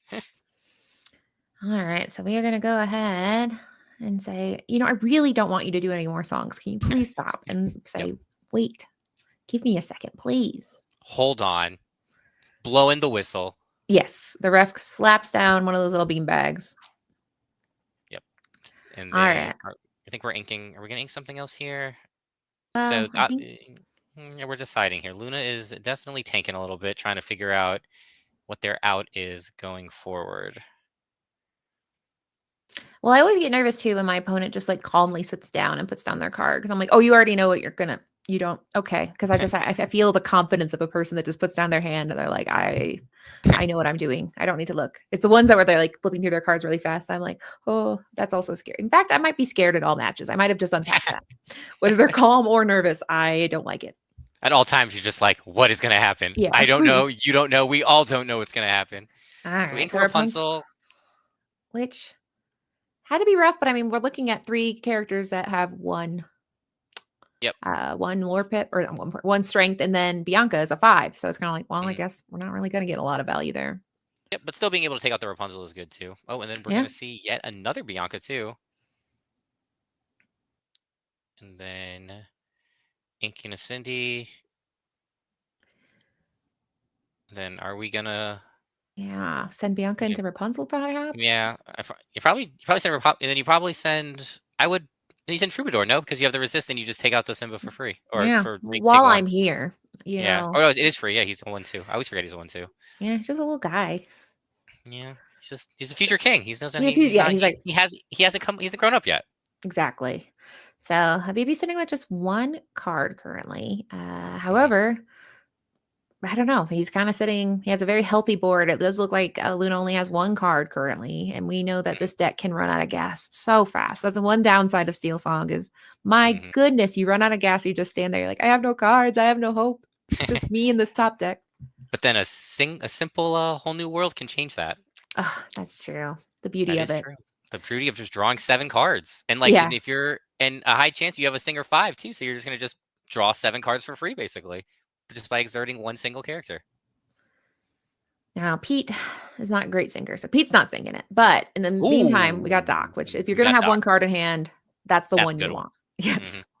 It was unfortunate we had to ink the another Cinderella. I think that's the second Cinderella Stouthearted that was inked. Ugh. So that is unfortunate. I think that I can't tell though, but I believe that's what it is. I think so. No, yeah. I don't. Who else has a sword like that? Yeah. So that Cinderella is not going to be doing any swinging into her own Cinderella, but she's going to go ahead and power up by getting another Pete out there, which can buy some time. We don't know. In Steel Song, you don't know what kind of diabolical stuff they have, and so this will prevent Habibi. Although ironically, Habibi is the only one that could sing a whole new world, which would help Luna possibly. So I don't know, but at this point, both of them really benefit from that. Yep, but Habibi is gonna looking like they are gonna quest or trade. You probably trading into the Pete here, and then just to kind of you want to try to keep that board as clear as possible. Yeah, and I mean, some of these are really nice trades for him. I mean, we're at the end of the day, it can kind of keep that momentum because they're really neck and neck still. Like their board states, they've kind of taken turns with the aggressing. Pete number 3. That's 3 Petes in a row. Is that all the 3 Pete? A 3 Pete. Yep. Yeah, So- it looks like there could. I mean, there's always room for one more Pete. There is, yeah. Be a 4-Pete. 4 Pete. All right, but in this case, strength is going to say Bianca, get out of here. But there's still a big beefy body over there with that Lawrence who's sitting at a 4-4 right now. Yeah, that Lawrence is definitely quite scary at the moment. But Is he quest? Is Luna I don't quest? know. There was some They're like, cool oh, moves what are there. we doing here? I'm Yep. scared. I mean, I am too. You don't know what's going to happen. Yep. Looks like Luna did quest. So quest Yes, with the doc. doc. Mhm. Yep, and the Pete. All right, so Habibi, no songs once again. My Saying, goodness. you know what? I'm done with your Pete's, my Pete. So that's what 4 turns in a row we've seen a Pete in Yes. some form. This is the no songs. Steel song, not today. Thank you. Still no songs, maybe? Yeah, steel no songs. Pete says, I actually don't really want to hear anyone sing if that'd be nice. That'd be really great. So it is looking oh, sorry, go ahead. No, I was going to say, yeah, I think Habibi's just debating on like where they're going to try to go and challenge into.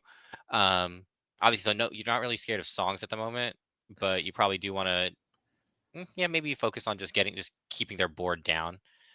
So, but you would have to, but then that would, without any value on the Lawrence, unless you do have a Rapunzel in hand, you could get potential value there. But interesting to see what Habibi is thinking about here. Yeah, and I think sometimes I'll play myself in these mirror matches where you just play that kind of like thing in your head where you're doing the math of like, okay, I know what I have, but what do they have? And you're kind of playing that like game in your head of like, what are all the terrible things that could be behind? But I think are they currently both top decking? I believe no. So Habibi has 1 card in hand, and then Luna is Hellbent. So Luna is top decking. Okay. Well, whoa. Oh, Habibi well. said, hey, audience, get it together. And we're listening. I'm sorry. Yeah, I think he's just debating on where and how he's going to trade at the moment. From what I can see, because Yeah. I think it's a matter of if you're going to trade the Lawrence or not. 'Cause if you trade the Lawrence and the Bianca, you can take both of them out. But if you don't trade the Lawrence, just quest. Lawrence is still a 4-4. But if you trade with them, Lawrence is a 3-1. That's about or a 0-4 with like 1 or 3 damage on it. So it's like, what do you want to do? Yeah, because the Lawrence would survive both those challenges, right? But unfortunately, it's just that, like you said, then he's just kind of a bunch of little weenies over there. Now Bianca's pretty beefy, so she's a little mouse, but it's a little bit strong. All right, so he is gonna just go ahead and quest there with the Lawrence. And then probably, do you maybe target the dock just to keep the board down? Or, I don't know. I mean, it's not. They can't shift. I mean, if I'm gonna have a board, 2 Pete's and a, well, they're just there we go. Things are coming back. We're back. Yeah, we're coming back. But yeah, I mean, as far as I would rather be chased than be the chaser at this point. I would, knowing that it was 2 other Pete's out there, right? Yeah, it's Pete. Yeah, Luna has Pete, Doc. 1 Pete was played last turn, and then the other one, and then the Doc were exerted. Yeah, so that does make the interesting thing where those Pete's are pretty menacing with their 3/3 bodies. So I would almost want to get rid of one of them just because I don't want them to come into my more favorable stuff later. But I think if you can survive a turn, then you kind of can maybe get the momentum back with whatever card you draw your next turn. That's kind of how I feel as well. Like probably get rid of, and then at the end of the day too, you are getting rid of like a 3-cost singer too. So even there is one still there, but at the end of the day, like I think you leave a Doc and then an unexerted Pete. I think that's a fine trade, but we'll see what happens once we get Luna back in here. So now, and that's okay. Why we will imagine in our heads what the rest is looking like right now. Exactly. Yeah. So Katie, so with set 7 just being out, so what decks have you been enjoying, or what have you been enjoying testing and playing if you had a chance to play yet? Well, it has been 7 full sets. Well, 6 full sets, and on my 7th, I said I'm going to play Sapphire. I've never played a Sapphire deck. I played every color multiple times, but Sapphire, I'm like, I don't like it. But I picked a good time to do it though, so I have been playing Sapphire Steel. You picked the best time to do it, honestly. Why not now? If I'm going to try, I might as well be good at it versus a time where Sapphire struggled and they said you will struggle no more, and then they blessed Sapphire and said you will be good forever until maybe not. But what about you? What decks have you picked up? So I've been Emerald Steel enjoyer since the very beginning, or set 2. So I have been continuously to test and keep that going, and I've been enjoying the spot that Emerald Steel's in. I think it's in a better spot than people give credit to it. I honestly believe that R&B accidentally banned the deck. Like some people are like, oh no, it was Genie, it was this. I think like he scared everyone to like not play Diablo. And then if people didn't believe in Diablo, they're like, I don't believe in the deck. And so I think people left. But I mean, like you have shown and Luke has shown, there's gas in that car. It can still go. And I am excited to see how that one evolves. Yeah, I've been testing a lot of different variants with it too. Like there's some with like the morph variant without morph. But I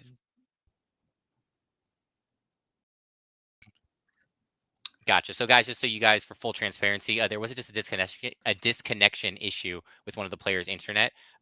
So we are just waiting for them to reconnect. But until then, you got me and Katie. Yeah, we're gonna talk about all the cool cards. Oh, and and an ad, which means now we're gonna talk about the really good stuff. Yeah, exactly. So go ahead. Oh, we're talking to a man you guys can't hear. He said, "You get the subs," and we went, "Hey, hey, yeah." So you guys are the real Wonderkins. Yep. Exactly. So who were we even talking about? I don't even remember. Oh, well, we were talking about Emerald Steel, and so it is a very. I'm excited to see that the Amber Emerald got some gas because that's a deck that I'm like, no, it's not a thing, it's a dream, and now that's not a dream. I think Blurple could be better than people give it credit for. I don't know why everyone just like immediately. Maybe I'm missing something as far as why that one. People are like, it's not a thing. Move on. So obviously one of my teammates, Hayes, he's a very, very good Blurple player, and he'll play it forever. So I have more than enough Blurple experience, and he's enjoying the spot that's in. He does agree with you that he does like the deck in its current iteration this set compared to the last set. But Emerald's really cool because you can go a couple different ways with it. You can go like the discard version, or you can go like super aggro with like Lady and Tramp and everything, which is really interesting too. Or even like more mid-rangey, like we saw Pandemonium Heart play earlier today. Yeah, and I mean, I am excited because looking at the two decks we're watching right now, to kind of like go back to the current iteration of Amber Steel, which is a deck that's the first deck I ever played in Disney Lorcana. So I'm like, Amber Steel, which I'm glad that was the first one because that one's not. It gave me a lot of anxiety very early in the game. I still, when I see a whole new world, I start sweating because I'm like, do I do it? Do I not? So I, to this day, have not played a deck with that card. But I mean, that's one of. So update, the internet is still out, but chat, you can ask us questions, so they'll answer. I don't know. Yeah, let me turn on. Let me actually see. Like I just from casting, I always keep like chat off just so I'm not distracted by it. But in this instance, I think I will turn it on. Yeah, because now, please callers, send in your questions. But looking at it, when I say that it's kind of like a funhouse mirror, there's just so. I mean, there's certain cards that Amber Steel that you almost have to run. But I even say that. And Luna's deck, you might have noticed. Well, I mean, actually, this card you haven't seen in either deck so far, but a very famous Amber Steel 3-drop. One deck has it, one does not, and that is, I think the presence of the 3. I'm talking about the 3-cost Inkable Ariel, Spectacular Singer, set 1 gem. I feel like if she's not there, it's not a songs deck. I don't know. That's just like my personal feeling. Like and if you look at them, it makes sense. One deck has more songs than the other. You have to add songs to make her valuable. Otherwise, Ariel, I feel like she's on her way to being power corrupt. It just takes one slightly better card, and she is not so great being a 2/3 questing for 1. Getting a song is great, but you see more players abandoning that poor Merlady, and I wonder if there's ever going to be a card that replaces where she is in the meta. I don't know. So we lost internet again. Did we lose internet again? I think they sub us. It's just the players. Oh, okay, never mind. Sorry. Yeah, the man behind the chair is oh yeah, he put up a warning, like it's like we're in like a weather issue. Be like warning, or it's not an internet watch. We're now in an internet warning, which means that an internet is in our area or not in our area. But yeah, I do wonder if Ariel will ever be replaced, because that's just a card where she's already being power corrupt in the sense that you don't need her anymore to have a good Amber Steel deck. It's true. I was interesting to say. Oh, I think we might be coming back here. Maybe. Oh wow. Okay, so we got a shout out here, a love letter, if you will. That says shout out Amber Steel thread on 20 lore. With a heart. I'm assuming it's a pro. I thought that was a check for a moment. I was like, all right, everybody, write that down. He's got 9 numbers for the routing. But no, that was just but yeah, no, those threads actually I will recommend. any Discord you're in where people just talk about decks, I get overwhelmed because, man, you guys are like philosophers out there. You're like, but what if? Is it the popsicle that makes the Hiram, or is it the Hiram that makes the popsicle? And it gets very philosophical. Habibi also, he said he would never play blue. So, he's really doing his best. He's been silenced. Was he silent or was he silenced? Probably a little bit of both. So it looks like there is a couple people asking in chat. Jay Swanberg 15 asking me what cards I like in set 7 for Emerald Steel. Obviously the big one, Pete Space Pirate. Pete Space Pirate is ridiculous. Get them while you can. He's quite good. What's he do? That one's the one with resist. There's like 3 green pirate people. Yep. So Pete Space Pirate is a 6-cost shift for 4, 5/5, and when he's exerted, all your pirate characters get 1 resist. And is he the Floodborn? He is a Floodborn, yes. Oh wow. He's the Emerald Steel dual type. They should call him Shifty Pete then. If he can shift and he's Pete, then he should be Shifty Pete. But we'll see. We're testing. And then he also prevents your opponent from singing songs. Yeah. So he's okay. Okay, so update. We are setting up. Getting it back set up, so that is good to go. Other than that, that's really probably the only one that I personally like in like the standard Emerald Steel discard, which is what I normally play. But then we are back. But Emerald Steel Pirates, it's kind of fun if you do want to play that. You can just throw all the pirates in there. You got the one cost Pete and everything. So, but anyway, not talking about decks that are just okay. We're going to talk about 2 decks that are really fun and really cool to play, and that is we are back. So yeah, as we see, we still got that Pete and the Doc going, what's going to happen? What's going to happen to me? So we'll see. We don't know. It's been, or I guess he did pass his turn. So, or no, he didn't. This is a restart. I don't know. We'll see. I don't know if because I think it was still Habibi's active turn when the internet went out. So I just don't know we just don't know if he ended up just passing it or if he was still tanking. Now, there is one question in the chat from Waffle Stomps that says, does Sad Beast still have a place in the Steel mid-range deck? So do you think Emo Beast, Sad Beast, does he have a place there? If you're playing more in Emerald Steel, or in Amber Steel, probably not. But in Emerald Steel, if you're playing Morph, he definitely does. You got to love that, where the Morph can be anything, and it's always your worst nightmare. Yep. So it looks like they are ready to go. Okay, so he did go ahead and quest with the Lawrence and the Troubadour. And then the other 2 are just going to wait. Yep, just going to be lying in wait to see what happens. Yeah, so I'm not envious of the position that Luna is in, because those are not 3 great cards. They don't get to do much other than Peak and Challenge, and Doc is just a cool little guy. I always forget, and when you don't play Amethyst, you're not getting that card back, because I'm always like, oh yeah, just bounce him. You can't bounce him. That's not a thing here.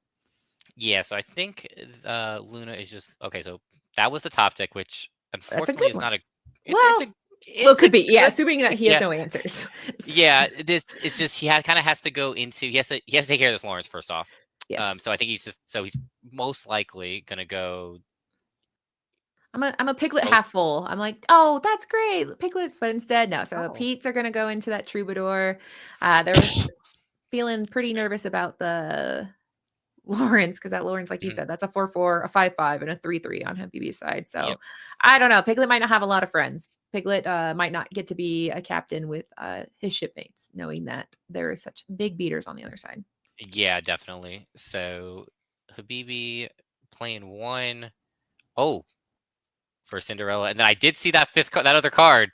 Oh, and we're singing it. Wow, that's and it was a Bianca. Bianca said, "I'll sing it," and it's rough because this is where I get nervous with a whole new world, because I'm like, well, I don't want to make my opponent get cards, but in this case, they're both kind of at the same point, and it can really benefit you. Yep, and I think you're still in a spot where you can remove a lot of the threats as well. Like obviously, he's played 2 Let's the Storm Rage on, and I think he's played 1 on Habibi's side and played 1 Strength of Raging Fire. So you do still have songs that you can find, or you can even hard cast them as well. Like this might be the Ariel that you were talking about. I know, that Ariel that I'm like, she's in one of the decks, I promise you. So we'll see. And Habibi, if there's one person I trust with Amber Steel, I would trust what he's doing. So I'm excited to see what he decides to do here. Now there's one card we still haven't seen. That's a 1-drop and it's a location that's in his deck that I'm like, Yeah. what are you doing there? What is that? But maybe It's for the Sapphire matchups got it. specifically for Ruby Sapphire, like so because they're spending so much time like cycling and like doing like, oh, we're doing all like my dirtling and like drawing cards and item stuff. You're like, okay, cool. It's just a 1/4 that's gonna just poke you for 1 every turn. Yeah. So Yeah, that's funny because for people, I mean, spoiler alert, he has a Neverland, 4 Neverlands, and I've seen that in a couple deck lists. I'm like, what are you doing out here? But that makes sense. Yep. All right. So Pete comes down and says, "Hey, I know you drew some cards, and I would like." Or no, did he just play that, Pete, or did he? No, just touch it? that was the Pete from last Okay, turn. he touched it. Okay, I was like, he played it. He was like, I got a challenge with this. I just don't know where I'm going to challenge with it or how I'm going to challenge with it. Yeah, and we don't know. I mean, there's lots of options. He could probably, even feed a Rapunzel if he wanted to.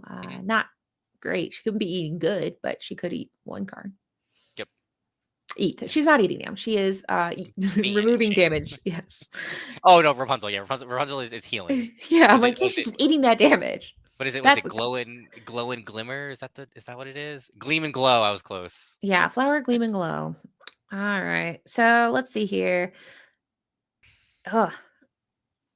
And like I said, I wonder how much of them like being in their own heads of like, what does he have? What do I have? What do they have? And at this point, it's hard because I mean, every set we start to get further in the trenches of these are the types of decks that you'll see. But right now, I mean, I don't know. How would you know what anyone's playing as far as what you specifically put in your Amber Steel? Exactly. Especially, I mean, obviously, like the players don't know the deck list, but we do. So, like, if you like after like playing through these games, like Habibi's going to learn like Luna is on a very different list too. So that'll be interesting to see. Ooh, we got a Naveen, and what song are we singing for free from Naveen? Yeah, I mean, my goodness. I mean, he doesn't. It seems like he doesn't know. I'm excited. I'm scared. That means there's a lot of songs in the hand right now. He does, yeah, because he's like, you know what? While I'm here, I have a song for you, and that song is. I feel like it's a Zeus or a Storm. Those are the 2 that I'm thinking right now. I thought the screen was frozen. He's just really thinking about it. And strength, Ooh, which strength, 5 damage. Yep, 5 damage, and he can put that anywhere, pretty much. Yeah, and it's interesting. I mean, at this point, they're all kind of depends if you want something to possibly feed Rapunzel, but no, in this case, he will. Okay, so he goes ahead and targets one of the Pete. He's gonna go ahead and challenge that Lawrence into the other one, and then let's just clean up while we're here. Oh nope, he doesn't challenge into that spot. Okay. Well, yeah, you don't challenge there because it's fine because you really don't care about the 3 lore from Piglet at this point because as soon as Piglet exerts themselves, they're gonna be banished the next turn. He'll. Oh, there's that Neverland that you wanted to see. Yeah, what are you going to do there? And they're like, you don't get to see that. Thank you. And then he puts down a daisy. Puts down a daisy. So this is kind of just like where the spot is like with Amber Steel, like go wide and then you're like, they all pretty much grab your swords at this point. I know. So when you see it, it's like, well, how did you get that? I thought that we all agreed we'd never run that card again. But exactly, yeah. Every once in a while, but no. It is definitely not something you see in Amber Steel very often. Yep. But Luna, obviously, full handful of cards going up to 8. Benja, not really worth it in this matchup. So that's going to hit the Inkwell. Yeah, we took Benja out of retirement. We said, stop guarding the Dragon Gem and get out here because we got items everywhere and they're horrifying. But in this case, no, he's just ink. Yep. All right, so that Doc will go ahead and, go ahead and put 1 on Pete. Why not? I mean, I don't know. I don't know what he's about to play, so maybe...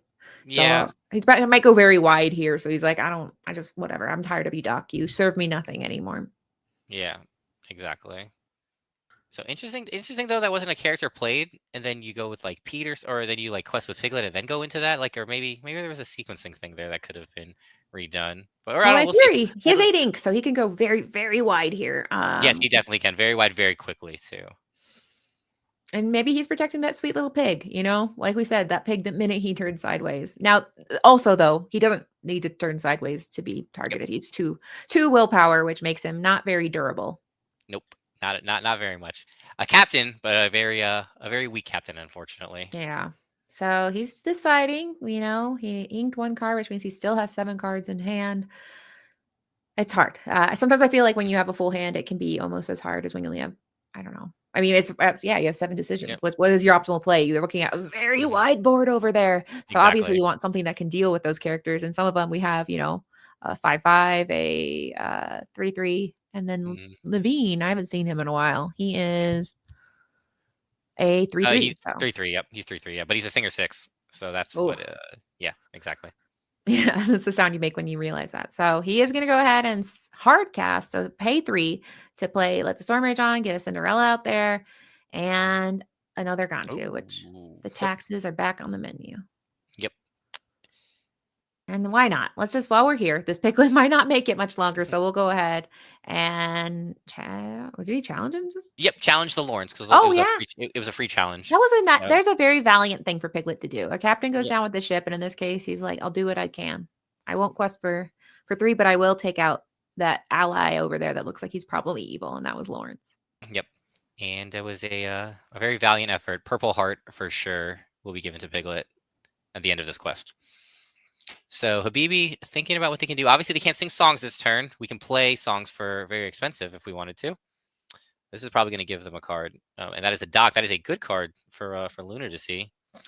Yeah, yeah. If you, well, I don't know. Luna's got a very pretty hand, a pretty full hand there. That's so true. Yeah. Doc is always one of those cards where I'm like, oh, there it is. You got it. We saw 2 go into the inkwell, but finally we get Big Cindy out here. Yep. That's actually the only one that Habibi's playing. Oh, wow. So that's a rare moment here. And wow, this is a really wide board. Now he can sing a song. Singer 7 means that he can, but he doesn't need to. He's like, I'm just gonna. Well, we locked out this turn from Gantu also. So it's just a matter of. Oh, yeah. I guess, sorry. I was thinking the tax part, but yeah, the first part is that. Yep. Yeah. Until wow, that's annoying. Yep. I don't like you, Gante. Why are you doing that? Yep. And Habibi just saying, you know what? I have some big creatures here, and I don't think you can deal with this. So find 11 lore in a turn, and unfortunately, I don't know if this list is going to be able to do that. It is rough. Oh, yeah, and it's hard because I mean, really, that Big Cinderella. I mean, it's not a huge problem with decks that run Ruby or something. The Hades, like as R&B said, got a Big Cindy, Hades them. But in this case, no, there's not really a lot of great things you could do to get rid of a Cinderella Stout-Hearted in a Steel deck. Especially when you have a Gantu in play, so you have to play a bunch of characters and then play. You have to play 4 more characters, so go up to 7 characters, and then sing, and then play Storm Rage On for 5. Strength of Raging Fire. Yeah, so Habibi, it was looking rough, but right now, I mean, it's got Luna. This current board state has had Luna kind of doing that. Is there any way out of this? I don't know. At the end, there's the math you're doing. You're like, am I guessing? Is this something I can see through? Oh, so that is one of the few answers. World's Greatest Criminal Mind. Yep, that's a good answer. It Great is, answer, and it honestly. feels so good. It feels so good to do such a cheap trick where that is a 1-drop Cinderella singing World's Greatest Criminal Mind, and it takes care of this huge problem. So I forget that card can really, really be annoying against your Chernobyls, Maleficents, and Stout-Hearted Cinderellas of the world. Absolutely. And now it's just a matter of what else we're going to do, because you are able to sing, you're just not able to play or was it the tax, like the 2-ing tax that you were talking about? Yeah, it's to play Singing the does action go or through the that. item. Got it. Yeah. So yeah, I guess she's like, you can't stop me from singing. The ballroom sensation herself, just singing for everyone to hear. Yeah. But we do have a few. Naveen might sing his own punishing song here, but I mean, he doesn't have to sing. He just has to quest, assuming he just has to go. Yeah, just like that. It's just a matter of how we go about it. But this is a very menacing board to take out, because no matter what, you have to remove 2 more characters, and they have to be one of the 2 cost characters, or the two lore characters between Daisy or Smee, or both of them if you can find 7 damage. Yeah, you can tell Habibi truly likes this deck. I'm like looking at the cards that he's been playing, and they've been enchanted, and we got the beautiful DLC Stout-Hearted Cinderella, and we got an Enchanted Naveen. So yeah, this is Habibi's baby. Yep, so definitely. Yep. Oh, so Luna says I can't. That's too hard. So, but that's fair. That was quite the matchup where I felt like the momentum shifted several times, but unfortunately, Habibi eventually got it back. Now, Habibi was on the draw that game, so now he'll be on the draw a second time. Yep. So I think Luna, the turn that I think definitely swung it was that turn 3, or I guess whatever. Oh yeah, it was turn 3, because because Habibi's saying the Zeus with the Troubadour and then saying the Strength, Yeah. and it just completely just flipped the board. And then Luna was like they were playing their cards, but they were still like playing catch up. Like you were like a Gantu and then like Pete. So you're more so like being reactive instead of being like the aggressor. And then in Exactly. Luna's list, Luna's list is definitely more the aggressive list as opposed to Habibi, which is more that standard, Naveen or like Singer 5, like singing Whole New World, stuff like that. Now, I do have a little brief thank you. So I want to give a big shout out to our judge tonight, who is Ellie. So we do have an excellent judging team. That's one of the things I love about the ICL is we have made sure to collaborate with some pillars in the judging community, I would say. So Ellie is doing a great job tonight. So thank you, Ellie, for just keeping your eyes on the board and being like the judge extraordinaire that you are. And both of them are part of the Lorcana Rulebook Hub, which is a community where they're just like heroes. They put on their pants one leg at a time, but they learn the rules just for fun, and then they teach us and do judging. So thank you to Ellie, and thank you to our judges, because you are what makes the Lorcana ICL League special, I think. We love our everyone judges. else. Yeah, exactly. Yeah. We love our judges. And if you are running an event, pay your judges well, because they deserve it. And it's a thankless job 9 times out of 10. Yeah, they're just like, I'm going to help make this better. And usually they get nothing for it. And so that's kind of. Normally they get yelled at. Let's be real. Yeah, they're like, hey, judge. So I mean, that's fun. I mean, my goodness, I do that at dinner sometimes. Like if my husband says something, just go, judge. So, I mean, that's a good habit to have at any point in your life. But thank you to our judges. And thank you to our viewers. We're moving into, this might not be the last game. It might not, but either way, I want to say thank you guys for hanging out with us. Yeah, definitely. Yeah, thank you. Yeah, thank you for another great ICL night. Like we are eventually going to be going to 3 nights a week. I know Friday's match did get postponed, unfortunately, due to scheduling. But after next week, we should have Monday, Wednesday, Friday. So it'll be a great time. I'm looking forward to it. I'm looking forward to casting a little bit more too. We'll see. Yeah. Obviously, I can't cast my own match on it. Obviously, at the end of the month. You'll be casting in your head. You'll be like, and then he does this, which was really smart. Yep. Yeah. So all right. So, we talk about great opening hand or opening turns, and a classic one is Cindy to Cindy. And that's not the classic part, but the playing a Cindy on turn 1 is, one of the best things you can do in this deck. Yep, absolutely. It gives you the option to sing us a song, the Piano Man. Neverland, get out of here and play Neverland. Oh, wow. What is it? That's the play of the game, everyone. Neverland to Neverland. All right. So we got Neverland out there, which, like with Sydney. I'm just going to keep whatever. Cinderella, as you might know her. She doesn't really have many songs to deal with that. Nope, she does not. And you can just you can just throw Start one on it. Say, hey, stop it. All it takes is one more spin, and then you're out of here, Neverland. But you do get one lore off of it, right? Yep. Yeah. Exactly. Yep. One lore. But again, like with no rush characters in these colors, you really don't have to worry too much. Like that Cindy is protected, so she's not worried, or they're not worried about her getting removed.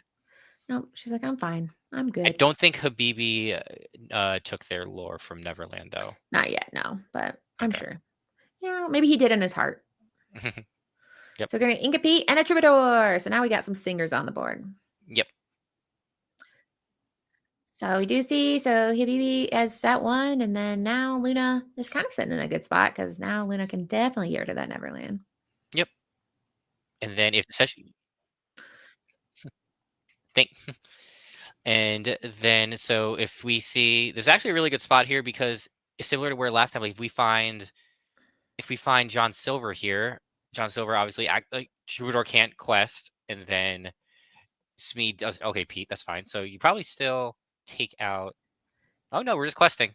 Yeah, well, because somebody in the chat pointed out something that Neverland gains 1 lore or drains 3 lore. Because if you think about it, it's kind of like a speed bump where it's like, hey, you're gonna do something about me, and right now Troubadour is not a big threat, swinging with a 1 strength. So in this case, he can sing, and he might sing. But in this case, they said, I'm going to get my 3 lore. I'm not afraid of your little island over there. Yep. And then peating the Pete. That was one thing I said. I wrote in my last guide. I was like, how to beat the steel matchups. Win the Pete war. If they Pete, you Pete. If they miss it again, you Pete them again, and then you just play your board. So you want to win the Pete war. No, you. Yep. Everyone's blowing the whistle until no whistles are being blown. Imagine if you did that at DLC, like you blew the whistle and then they did, and you both had to keep blowing until one of you stopped. Oh, I'm sure everyone would love this. That would be amazing. So go to your locals, and if you're playing a steel mirror, Oh yeah, so he had resist. He went to go ahead and challenge the Cinderella. Then he's like, "Oh yeah, I have resist." So slap that die off there. Said absolutely not. Nope. Resisted. Yes, and so the Troubadour takes no damage, but he's just gonna hang it out. And in the meantime, we're gonna go ahead and he passed. So Habibi is still sitting at 2 lore off that Neverland. So now Luna is sitting there where I'm interested to see how long you let, because I sometimes with those things like Diablos and the Neverlands of the world, you're like, okay, I let it go once. You're like, well, how long do you let it go? And in this case, I mean, a Pete could easily finish it, and Pete not questing is not the worst thing in the world. Yep. I think you probably Pete to take it out. Yeah. I would, at this point, get out. And then honestly, like the game, if you don't play a Pete back here or you play a Gantu here, the Gantu is actually kind of a really good play right here because it kind of locks them out from, like, the Troubadour locks out from singing, and then there's no songs you could even play on Habibi's side. Like you're just playing a character at that point. So that'll be interesting to see what happens here. And then obviously the Gantu's the captain, so it does activate, so Smee won't take damage. So I think at this point, I'll kind of hint a little bit of the differences. So you've already seen, so Habibi is running a whole new world while Luna is not. Habibi has an aerial while Luna does not. So yeah, it's kind of that interesting momentum shift. Oh, so unfortunately that Smee only is going to be able to get 1 card for Rapunzel. He didn't challenge into that Troubadour. He should have gone into the Troubadour. You would have drawn an extra card, and then you're still taking the 1 And it's damage. possible that the resist made him. So. Yeah, because then now like we're talking about the Pete war, then it becomes the Rapunzel war. Like you get more Rapunzel value back. So it's just it's a cat and mouse game for sure. Yeah, so if we would have done a challenge so I guess the big thing is that Smee could have challenged into the Troubadour. The Troubadour would have then be banished. That would have been enough, and then he would have had 2 on it. Resist 1. So Troubadour would have had 2. So then you instantly respond back with it. Yeah, but that could give that value of Rapunzel. So maybe it was like, I'm not going to feed your turtle or your Rapunzels. No one gets any card draw off of me. Exactly. So at this point, we got the Zeus. So we got that beautiful red-headed mermaid. She's going fishing, and she found a gem in an enchanted Along Came Zeus, which shall be sung. Goodbye, Rapunzel. And then goodbye. Oh no, singing here. Yeah, why not? Excuse me, chat. Sorry about that. And we are singing something here. It's just a matter of what we're singing. Yeah. I'm scared. I don't know. I mean, it's obviously strength or raging fire. Or yeah, it's probably, honestly, I think you probably want to do, storm. Yeah, you're storming probably. I said strength or raging fire. Storm is the other one. Storm is the other one. Yeah. Because you're not really concerned about the lore at this point. You're more so concerned about about getting the singers off the board. Exactly. And just having kind of taking the winds out of the sail. Like, and I think in this case, getting rid of that little double princess combo there of Cinderella and Rapunzel. Now it's just, I don't know. You got Smee, you got Pete, which are nice 3/3s, but aren't super stunning by themselves. Yep. Pete is still a 3-cost singer though, which is still yeah, don't discount him. He's a beautiful singer. Yep. With his whistle and everything. No, obviously, but with Luna, they have only 3-cost songs, so like Pete is a suitable singer, which looks like they are singing it here. Okay, so Pete is just really, really showing his vocal chops, getting rid of that enchanted Cinderella, which I would too. That's just, if I had a non-enchanted Cinderella on my side and over there was a Cinderella that's enchanted, I'd be like, I gotta get rid of that. I can't be here. During set 2, one of my friends, he didn't have, that was his 4th Cinderella that he had, so he had to play it. Beautiful. And everyone was like, what? Oh, so another Rapunzel for 1. Yeah, and again, he's like, I'm not giving you any card draw with that turtle. Nope. Can't make me. Not going to happen. And all right, Cinderella's back. Cinderella. Back like she never left. Yeah, she's scared. She's excited. She's here.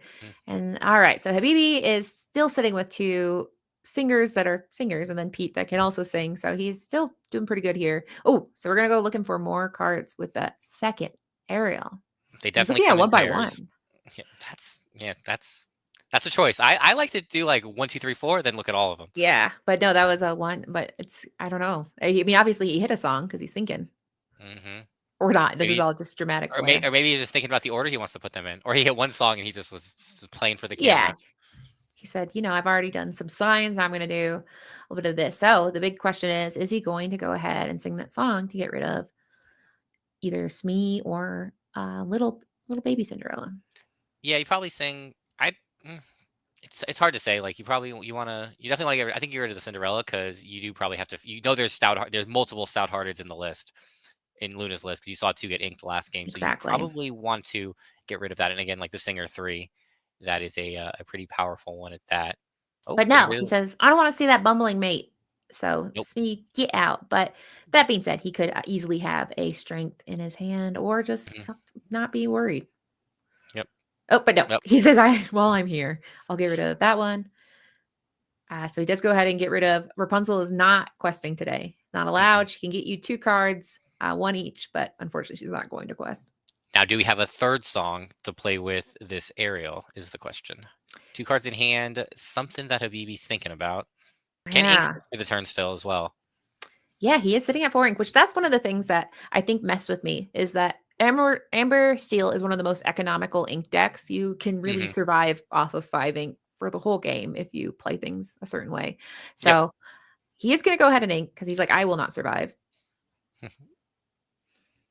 Oh, I think he just passed, actually. I think that's just his hand. Oh, okay. Yeah, you're right. Sorry. Yep. See, there it is. See, the stout-hearted. And now if we have a song, there is an Ariel that will not be long for this world. She will be under the sea, which is where she belongs. So it's not where so she bad. belongs. Yeah, exactly, don't be sad, everyone. All right. So that Pete will go ahead and sing. Wow, Pete's are really put in a lot of work here singing songs today. And gonna go ahead and deal 2 damage to that 1 damage actually. 1 damage to the Troubadour, yep. And then bye-bye to, because now that Cinderella saw the song saw a song get played, you can challenge ready characters with Cinderella Stout-Hearted. Exactly. That's the headstrong, I'll take you on. Every time a song is played, she's like, I'll fight anyone. And she fought a fellow princess. Criminal Minds? Nope. No. Take the Raging Fire. Yeah. So, 1 Cinderella Stout-Hearted is still a problem. But, if he only has 1 card in hand. So it's not the biggest problem in the world. There are ways around it. Yep. This is per turn. Yeah, this is definitely an interesting spot here. Yeah, we did have Pandemonium in the chat said this is why, and I'll censor it. This is why you banish Cinderella. Yes, it is. That's why. So like obviously like at a lore deficit, I understand why Habibi did it because you didn't want to get like go too much into the hole with lore. But we'll see. We'll see what they're thinking here. Oh, we're singing wow. Wheel. Whole That's new interesting. world. That had to feel interesting to do because obviously he needs the gas. But I was saying that a Cinderella Stout-Hearted with 1 card in hand. I mean, what is the likelihood it's a song? I mean, maybe there'll be something that he could do to take down that Stout-Hearted. But in this case, now they both have a full clutch of 7 cards. Yep. And he plays Ariel to go look for more songs. Ariel number 3, looking for a Criminal Mind, the one that he has in the deck. Oh, and he says, "I found it." Yep. I'm sure he yelled, "I found it! I found it!" Gotcha. Yeah, and we're gonna sing that with Troubadour, and that is a very, very clean board for Habibi. He does still have 3 ink to play with. Habibi is at 6 ink, I believe. I know they just haven't really been updating their ink. Oh wow! So it's 5 ink. Sorry, 5 ink. I apologize.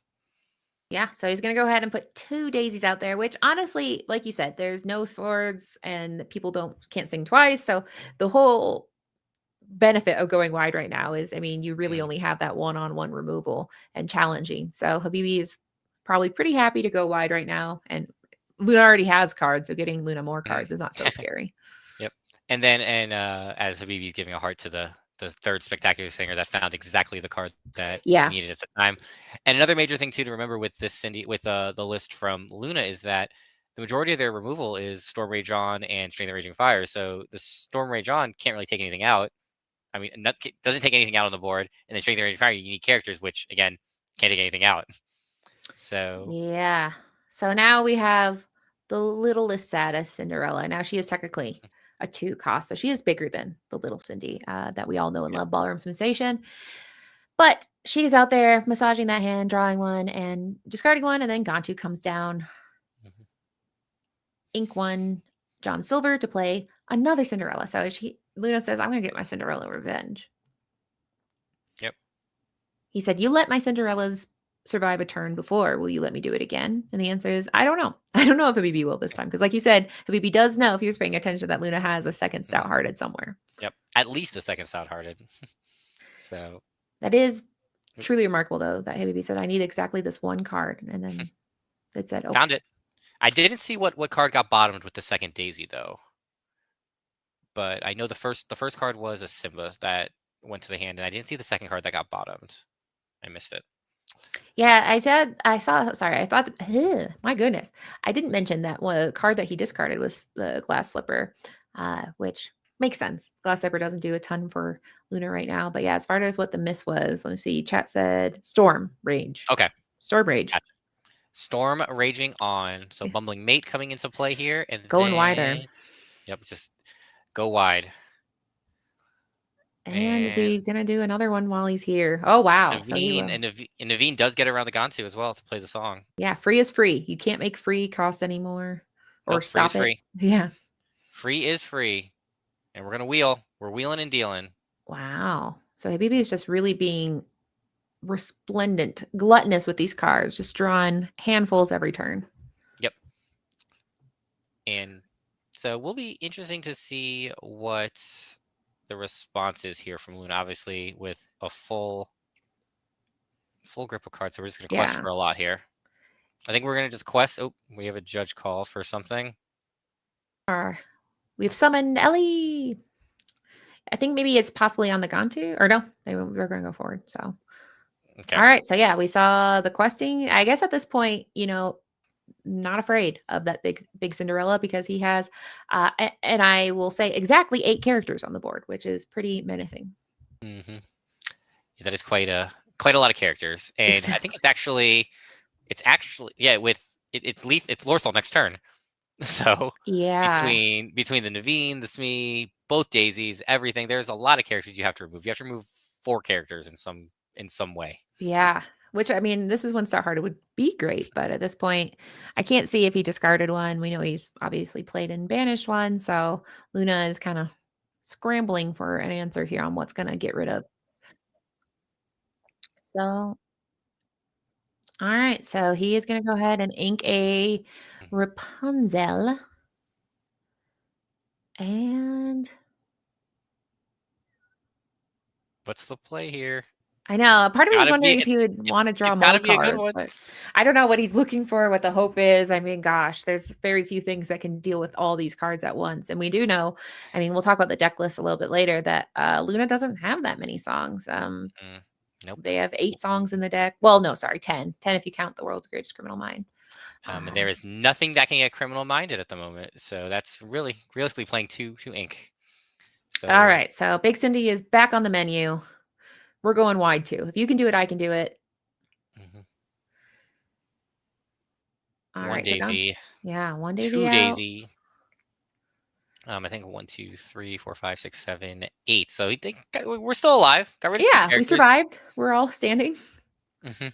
But we do know that Habibi has the benefit of just singing a chorus of singers and a pretty healthy hand. So it's a survival turn, but it's still not a thrival. That's not a word. Yeah, survival or thrival. Either way.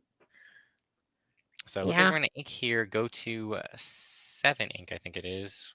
Yeah. So yeah, Habibi hasn't been. I'm guilty of that too. Not updating my ink in Pixelborn. It's hard, yeah, because you're just like, it's here. You see it. Exactly. So we're just debating what we're doing with our ink. Gantu's still in place, so obviously actions and items cost 2 more.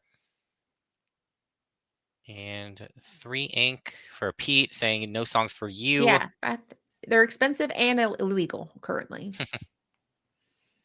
And then I think it's a matter of if we're singing or not. Yeah, I mean, at this point, we know that World's Greatest Criminal Mind. Can miracles happen twice? No, not for Habibi on that. So that big Cinderella. probably isn't enough to completely. Oh no, wow. that does it. 1, 2. Oh my gosh, Yep. you're right. So yeah, 7 he's like, characters. so Strength of Raging Fire, yeah, when you have a board that wide, is suddenly a nuclear option. And in that case, that big Cinderella got 7 damage, which was enough to get around her 2 resist. Mm-hmm. Oh, that And feels then- rough. Yeah, that is definitely rough. Lawrence for 3 there. Yeah, he didn't even need to And- put down the Lawrence before he did that. He said, I already have 7 characters. Now I have 8. And then we're singing something else Another here. song. Oh man, so he's making sure. He's saying, I'm going to really We're just okay. Yeah. Yep. And Luna is scooping it up. So congratulations to Habibi with the QO, and congratulations to ETB for the 3-0. Yeah. So we are going to go ahead and interview the players. Moving in to talk to the wickedly talented Habibi and Luna, obviously. Can you guys hear me okay? Mm-hmm. Oh, hey, awesome. So that was the mirror match, but like I said, it was like a funhouse mirror with you guys because obviously your decks were calibrated very differently. So how did that match feel for you? I mean, I'll go to you, Habibi, you won, but I'll start with you, Luna, because you had some spice in your deck that was new to this set. So how did you feel seeing that you were in the mirror, knowing that you're running Steel Song here? Yeah, I mean, I had pretty high hopes for the Cindy Glass Slipper combo, so I was hoping that was like a fun little inclusion. Yeah, I mean, the mirror is very dependent on really getting those like early songs out. And so game one, when I had John Silver on 3 and didn't have the Pete, that was the turn like I was completely swept out. And at that point, I was just playing catch up. So it's really whoever peats first, like the second person has to peat, and then the third person second has to peat back.